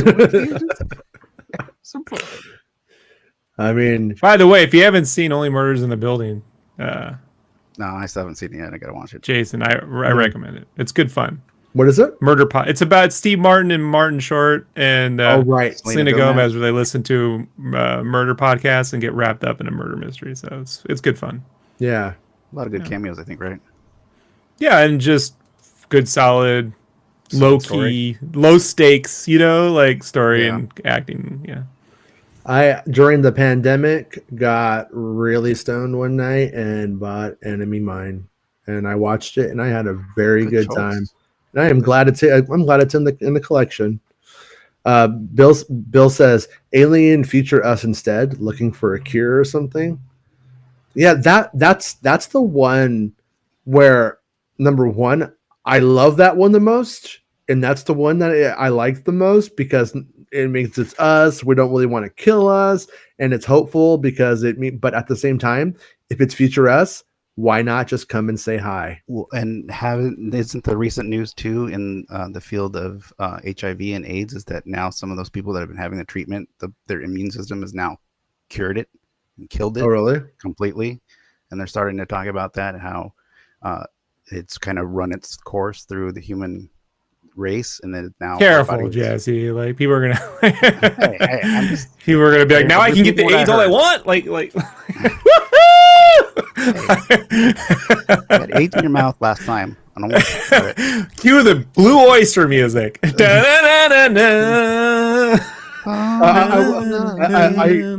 See, in case you guys are wondering why Rob is being so kind of uptight about this, because he has a big ass garage full of AIDS bars, and if he could go in there right now and start selling them, he's going to be rich as fuck. I had a shitty Christmas one year when we couldn't afford presents because my mom spent all our money on AIDS bars and we couldn't sell them. Come on, baby. Oh, shit. We did eat good Pizza Hut for a while, though. I mean, Yeah? the manager of a Pizza Hut, a Red Roof, as they used to call it. Same here with Round Table. Book it. Round Table. I hired my friends and we had pizza all night. Yeah. I used to like to earn the personal pan pizza from Book It. Oh yeah, I remember that. Mm-hmm. Yeah. I ditched school once to go use it, and they were like, only when you're a parent. And I had to go back to school. I had to go to William. I was like, my mom used to work here. My mom used to work here, but she doesn't anymore. So. Yeah, at one point you were able just to use it whenever you wanted, and then by the end of the Book It program, it was with purchase only, and that's when my dad was like, "You're done." No.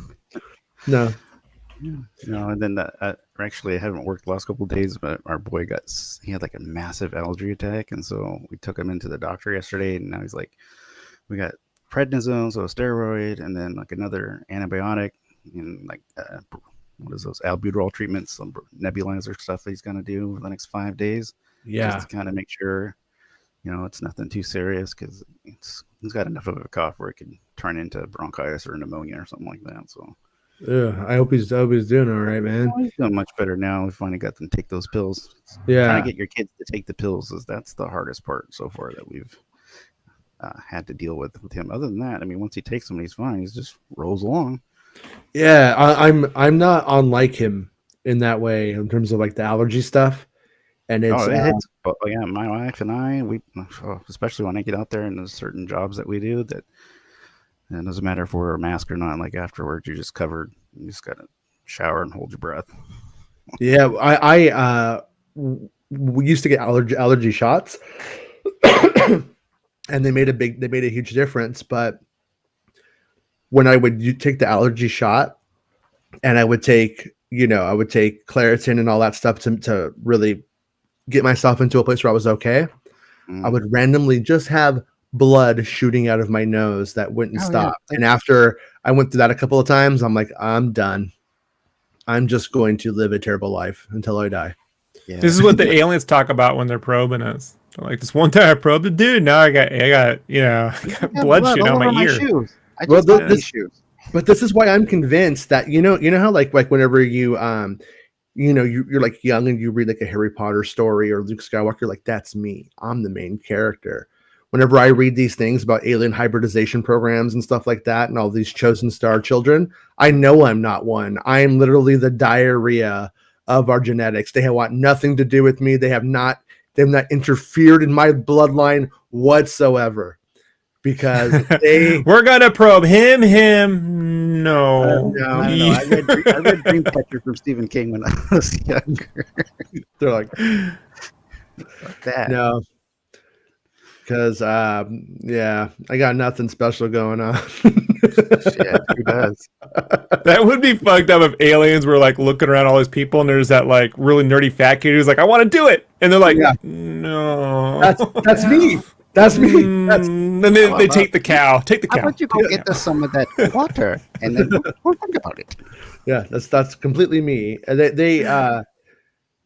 they when it comes to that the whole hybridization thing too, the third component though is also the scarier one, and that is the Manchurian candidate kind of angle to it.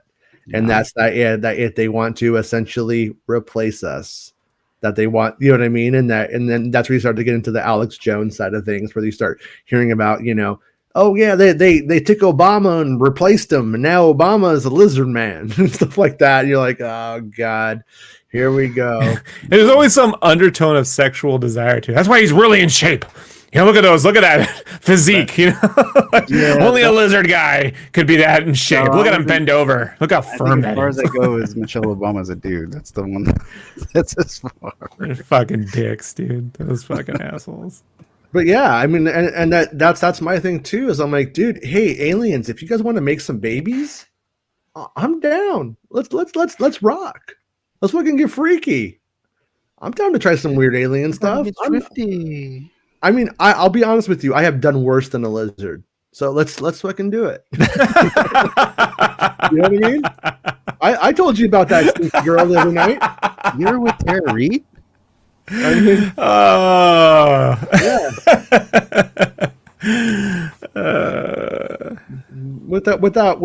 Without being too specific, I went out with someone from another culture, and I did not enjoy the aromas of that culture. It had nothing to do with culture. It's just someone didn't learn personal hygiene. No, she was clean, man. She was clean. But anyways, the only advice my father ever gave me in life, well, two things. One, that song from the 80s, Rumors, like everyone's spreading rumors, something about Michael Jackson being gay, like that. My dad, I remember when that song played, he turned around at me in the car and goes, "Remember, don't talk shit." Like, you're talking shit, spreading rumors. I'm in the 3rd grade, bro. I'm like, what the two, my father told me, go to the female strip clubs, the ones with the dudes, doing the full Magic Mike or whatever. He didn't have that verb, but the males, sit in the back, wait till it closes. Someone will take you home.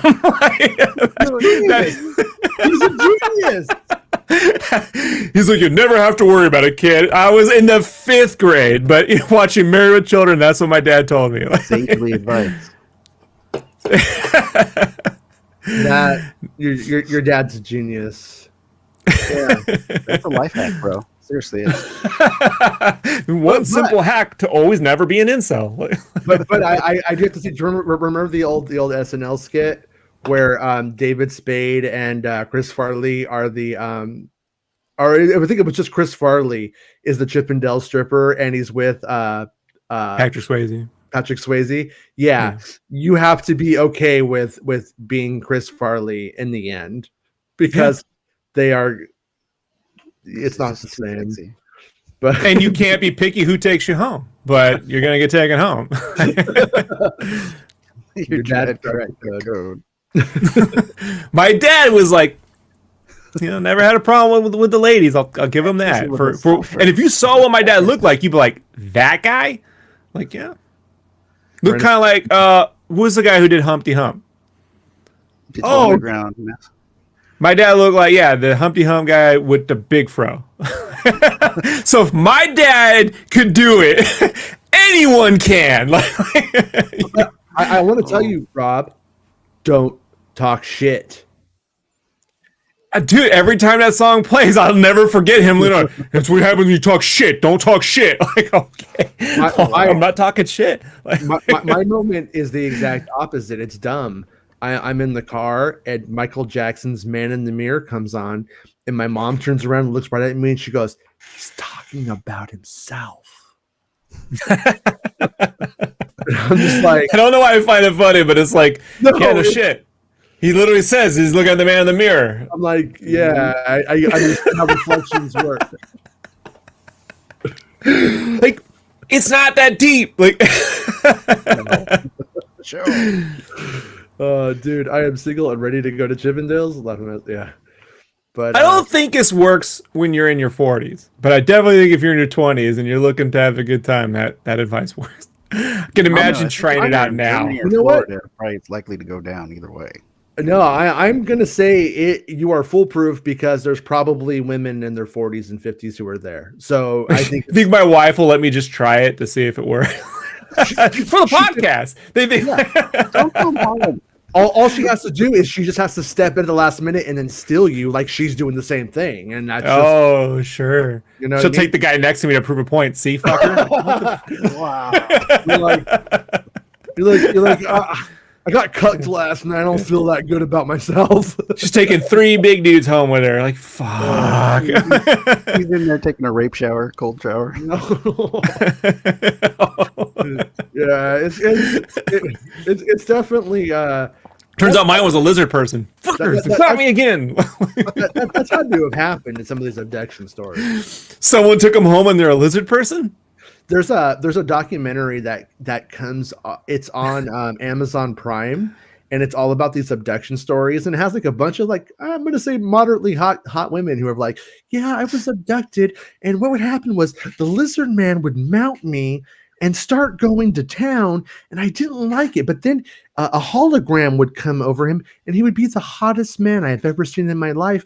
But I knew the lizard Coping man. mechanism is The strong. whole time. He said, Yeah. I just can't believe you haven't seen Amazing Spider-Man 2.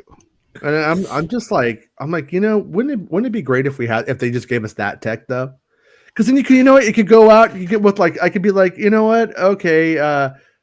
Hey, you know what? My perfect match is really frumpy and I'm I'm a bad person. Looks matter to me. We could just solve it right there. They could literally just solve all the problems in the world Yeah, if the but then lizards would share the tech. They'd pick up the chick who wrote Girls. You know, I I could like that mean- movie. Lena What are you Dunham. talking about? No, but Lena Dunham could all of a sudden become Natalie Portman. We don't get Kylo Ren without Lena Dunham. So Jason Ward can become Adam Driver. It fixes everything that's a stretch. with the lizard tech. They're lizards. Oh, with the lizard tech. I thought you Lizard meant Okay, all right. Yeah. like yeah. Batman, like you just honed yourself into. No, I'm saying like she could take it off. Me and Lena could play some Nice. Xbox. It's and called then- AR, bro. It's what everyone's trying to work on. Like, Yeah. She's got an original Xbox too.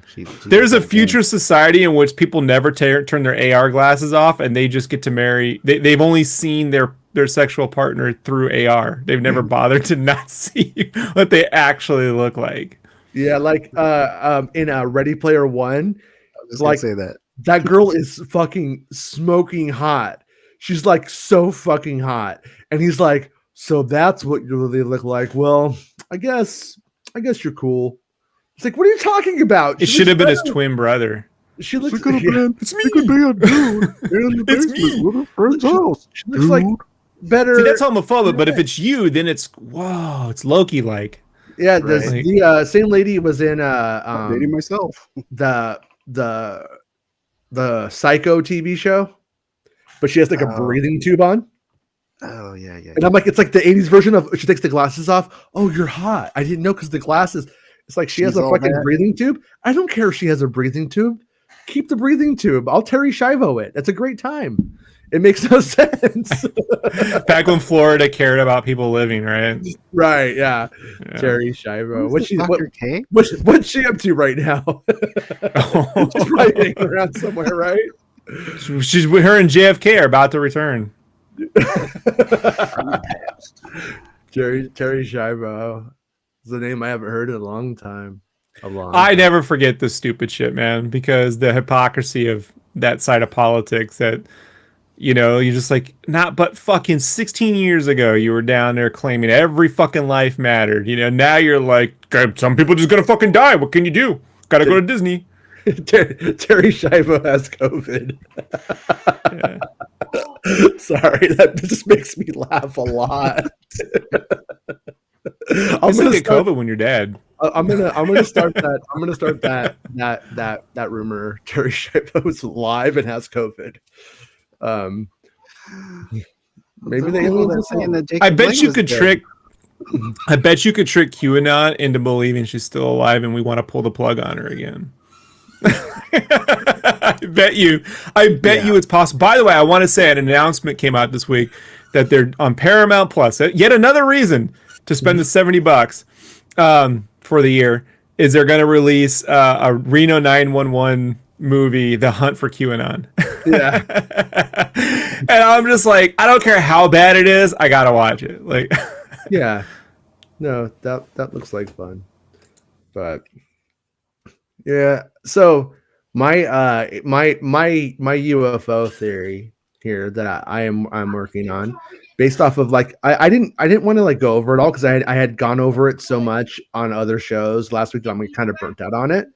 But when you look at NASA talking about, aliens are real, that head of the intelligence offices is like, what did she say? Extraterrestrially or something like that. Like basically saying that like, weird ranting that you sent me. But it was telling. I'm starting to think that Elizondo and those cats have always said that it was going to be our process. And I kind of think that we're sort of seeing an advanced PR strategy of let everybody give a little bit, let everybody say it and nobody own it.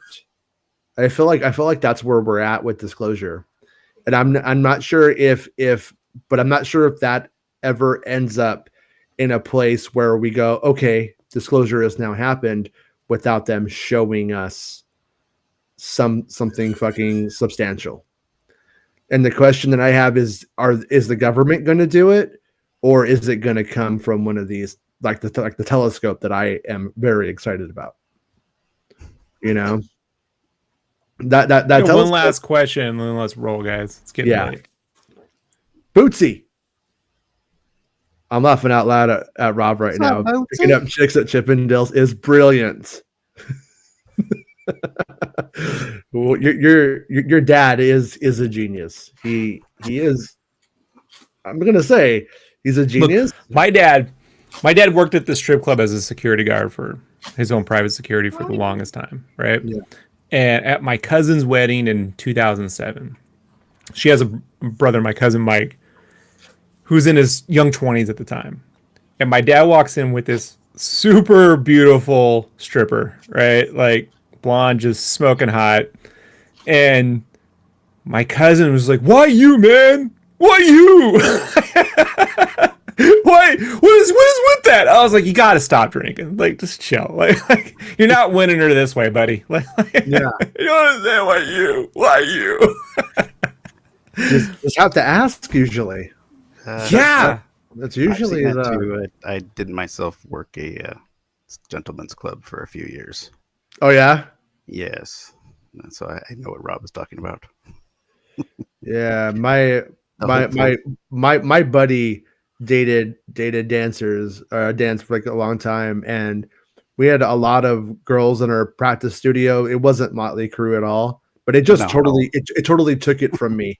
Like I can never enjoy myself knowing how they view clientele and stuff like that. I'm like, no, man, it's crazy, dude. And I think I've met probably two that actually have like gone on to do what they are intentionally to do. Like when they tell you, "Oh, I'm going to do this after I'm done with this. I'm just making cash for now." It's like, yeah, okay. Well, most of them don't, of course, but then there are a couple. One, her name was Charlie. She went to John Hopkins to be a doctor, and she was at Georgetown University. Well, I'm going to say that kind of seems to go with the general population of not the ones that are willing to date my dad. I can tell you that much. Those ones, you got to drag them out. Really, you got to drag them out. The ones that are willing to date my dad love Ferris Bueller. That's all I can say. Do you believe in the pre-flood advanced civilizations? Yes. The one thing I would throw out there is that I've done enough work in anthropology to know that we don't know as much as we want to know. So in no way do I think that we have a complete history of humankind in any way. And when it comes to advanced, I'm going to say that I don't know. I don't know. It's such a big open question for me, because what do you consider to be advanced? Like if you take Albert Einstein and you put him in a different era, I don't think Albert Einstein was the first Albert Einstein, but but you get Albert Einstein with a certain set of technology to build upon to get to things. And so when it comes to advanced tech like UFOs and things that are beyond what we have now, I'm not completely convinced about that, but I'm also not really necessarily in the school that thinks that they were living in caves going Michaka, and that's all they could say the whole time is Michaka. I think they were probably more intelligent than that. How are things? Some of those stones that have been there forever and temples and stuff. How are they built so perfectly within slaves minus nanometers? You know, slaves in time, bro. They didn't have shareholders. Like I believe. Like running plumbing water in city streets in a way that we didn't imagine, certainly. The problem I have with the pre-flood advanced civilization conversation is it's coded wording used by white power groups to discuss superior races that were lost to the savages and shit. And so that conversation. White people aren't bad plumbers, though. I'm just going to say, I've heard that. What's that, like the gigantic underwater things off of Japan's coast, you know? They have those, think that what people think are temples, and just a lot of right angles that just would not be there created by the water. Yeah. It's just some alien shooting a beam into the water. Right angles. Look they're never going to be able to guess what this shit is. Where their pets. And I mean, on the other side of it too, and something that I fear now is that advanced civilizations are always up against societal collapse, and we saw architecture lost to the Dark Ages and stuff like that too. Like, and it is cyclical with us, and we're hoping that this is the time. Like, this is maybe the time though that we do have a unified. When I say unified, I don't mean like we're all on the same page, but the world is connected right now, and societal collapse happening how it has in the past, as far as we know. It seems like it wouldn't happen in the same way that it's ever happened if it does. It would literally be like the whole world goes into we're living underground because we fucked up really bad kind of situation. So I'm not so sure we're going to have societal You're never collapse. Convincing society to live underground. They will just like, you're not telling me what to do. I'm going to die on the surface. The one thing that this pandemic has taught me is people will not fucking... 40% of the population will always do the wrong thing and murder themselves and everyone else around. Jin and Cassian go underground, yo. Yeah. All those people when Walking Dead came out go, I would survive the zombie apocalypse. Nope. How long? Maybe some of them will make it 6 months. Maybe some will make it a year. They'll eventually go nuts and then kill themselves and everyone around them. Like that's the reality. That is my reality with the vaccine. Is people Morgan, dude. Well, it's like if the vaccine does kill everybody, do I want to be alive? If everybody who that I love who's been vaccinated all dies, do I really want to live in a world where I'm fine, but everybody that I love is dead? I'd rather be dead too. It's like what? It's Rick and Morty in the Cronenberg world. Everybody Cronenberg.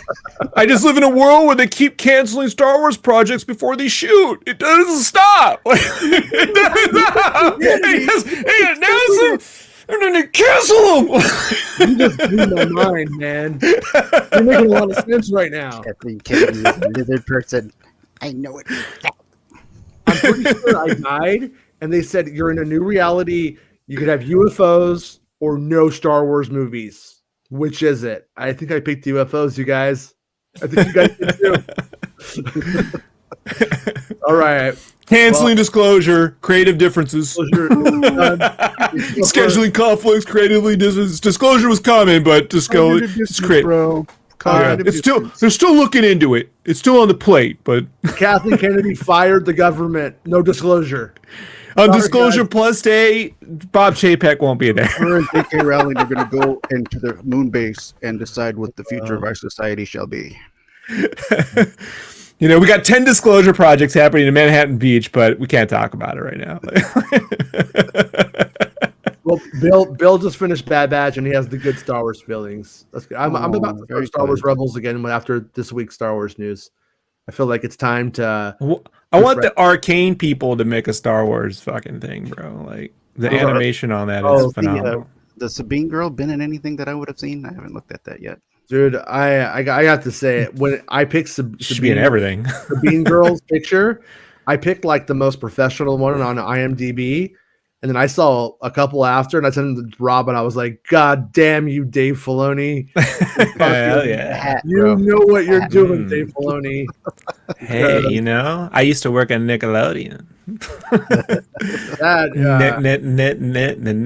Nick. I'm going to throw it out there that in that moment, Natalie Portman was Lena Dunham to me. I'm just going to throw that out there. She made Natalie Portman into Lena Dunham. I'm going to say it. I that's my verdict. I ruled. Judge Jason out. I don't. Lena Dunham's fine. I really don't give a shit. I don't think she's that. I don't think she's ugly or anything like that. I just think it's funny to pick on her. Oh, Jesus, Jason. I mean, listen, Kylo Ren beat a Ren just on her. Okay, I can too. I'm just gonna say, all right, man. If Kylo Ren takes a leak on her, you can too. She's into it. It's good enough to Kelsey Handler, huh? Hey, you know, it's Pilo, so. All right, everyone. We will be back on Monday to talk about Star Wars and probably not space aliens, but maybe spaceships. You never know. And Jesse, if you're not working, I'll see you Monday. Yep. And Rob, enjoy your weekend. Stay away from Chippendales Rescue Rangers. It's not good for you. And stick to the DuckTales. Stick to the DuckTales. You're a married man. Stick to the DuckTales. Ghostbusters tomorrow, 1:00 is what I'm gonna go see. Oh, have you seen it? Is this your first time seeing it? Yeah, I haven't seen it yet. We're gonna go see today, but he didn't feel so good, and neither did my wife. So we just kind of took the day off for resting. Make sure you arrive early so you can watch all the commercials. He's gonna love it. It's amazing. There's 30 minutes of them. You're gonna be blown away. Hey, yeah. I got there early and watched all the commercials, and I loved it. It was nice being in a theater again. Yeah, and watching. We're gonna go to the comfy one too, so we're gonna have a nice relaxed chair and the little table and the whole bit. So nice. Yeah. Well, you get ready to buy him that Ghostbusters song in Fortnite, because that came out as soon as we got back from our screening, and I had to drop the $20 to buy that stuff for my daughter right away because she was like, I need it. I've been shown the bundle pack that must come home. It's a trick. It's a trick. Sorry, Rob, but I gotta say this. It's a trick. The Ghostbusters Proton Pack is a back bling. You wear it on your back. The trap, also a back bling. So you can't have a trap and a proton pack. What is this? It makes no sense. So canceled. I just want one of those kids to trip and it explodes and starts a nuclear bomb. Like it's that scene. It's the opening to Akira in Oklahoma. Lost Alamo. Ghostbusters 4. Yeah, Ghostbusters Aftermath. Oh shit! You know. I don't need proton pack training. 3 minutes later. Yeah. All right, everyone. We'll see you guys on Monday. Thanks to everyone who hung out with us. Thanks to all of the supporters of the show and the Patreon people and the YouTube channel members and the super chat that goes to Penny tonight. Appreciate it all. And we'll see you guys on Monday. Bye. Get abducted unless you want to. Get abducted. It might be fun. Totally get abducted. It's not about spaceships. Making Star Wars Show. Making Star Wars Show. Making Star Wars Show.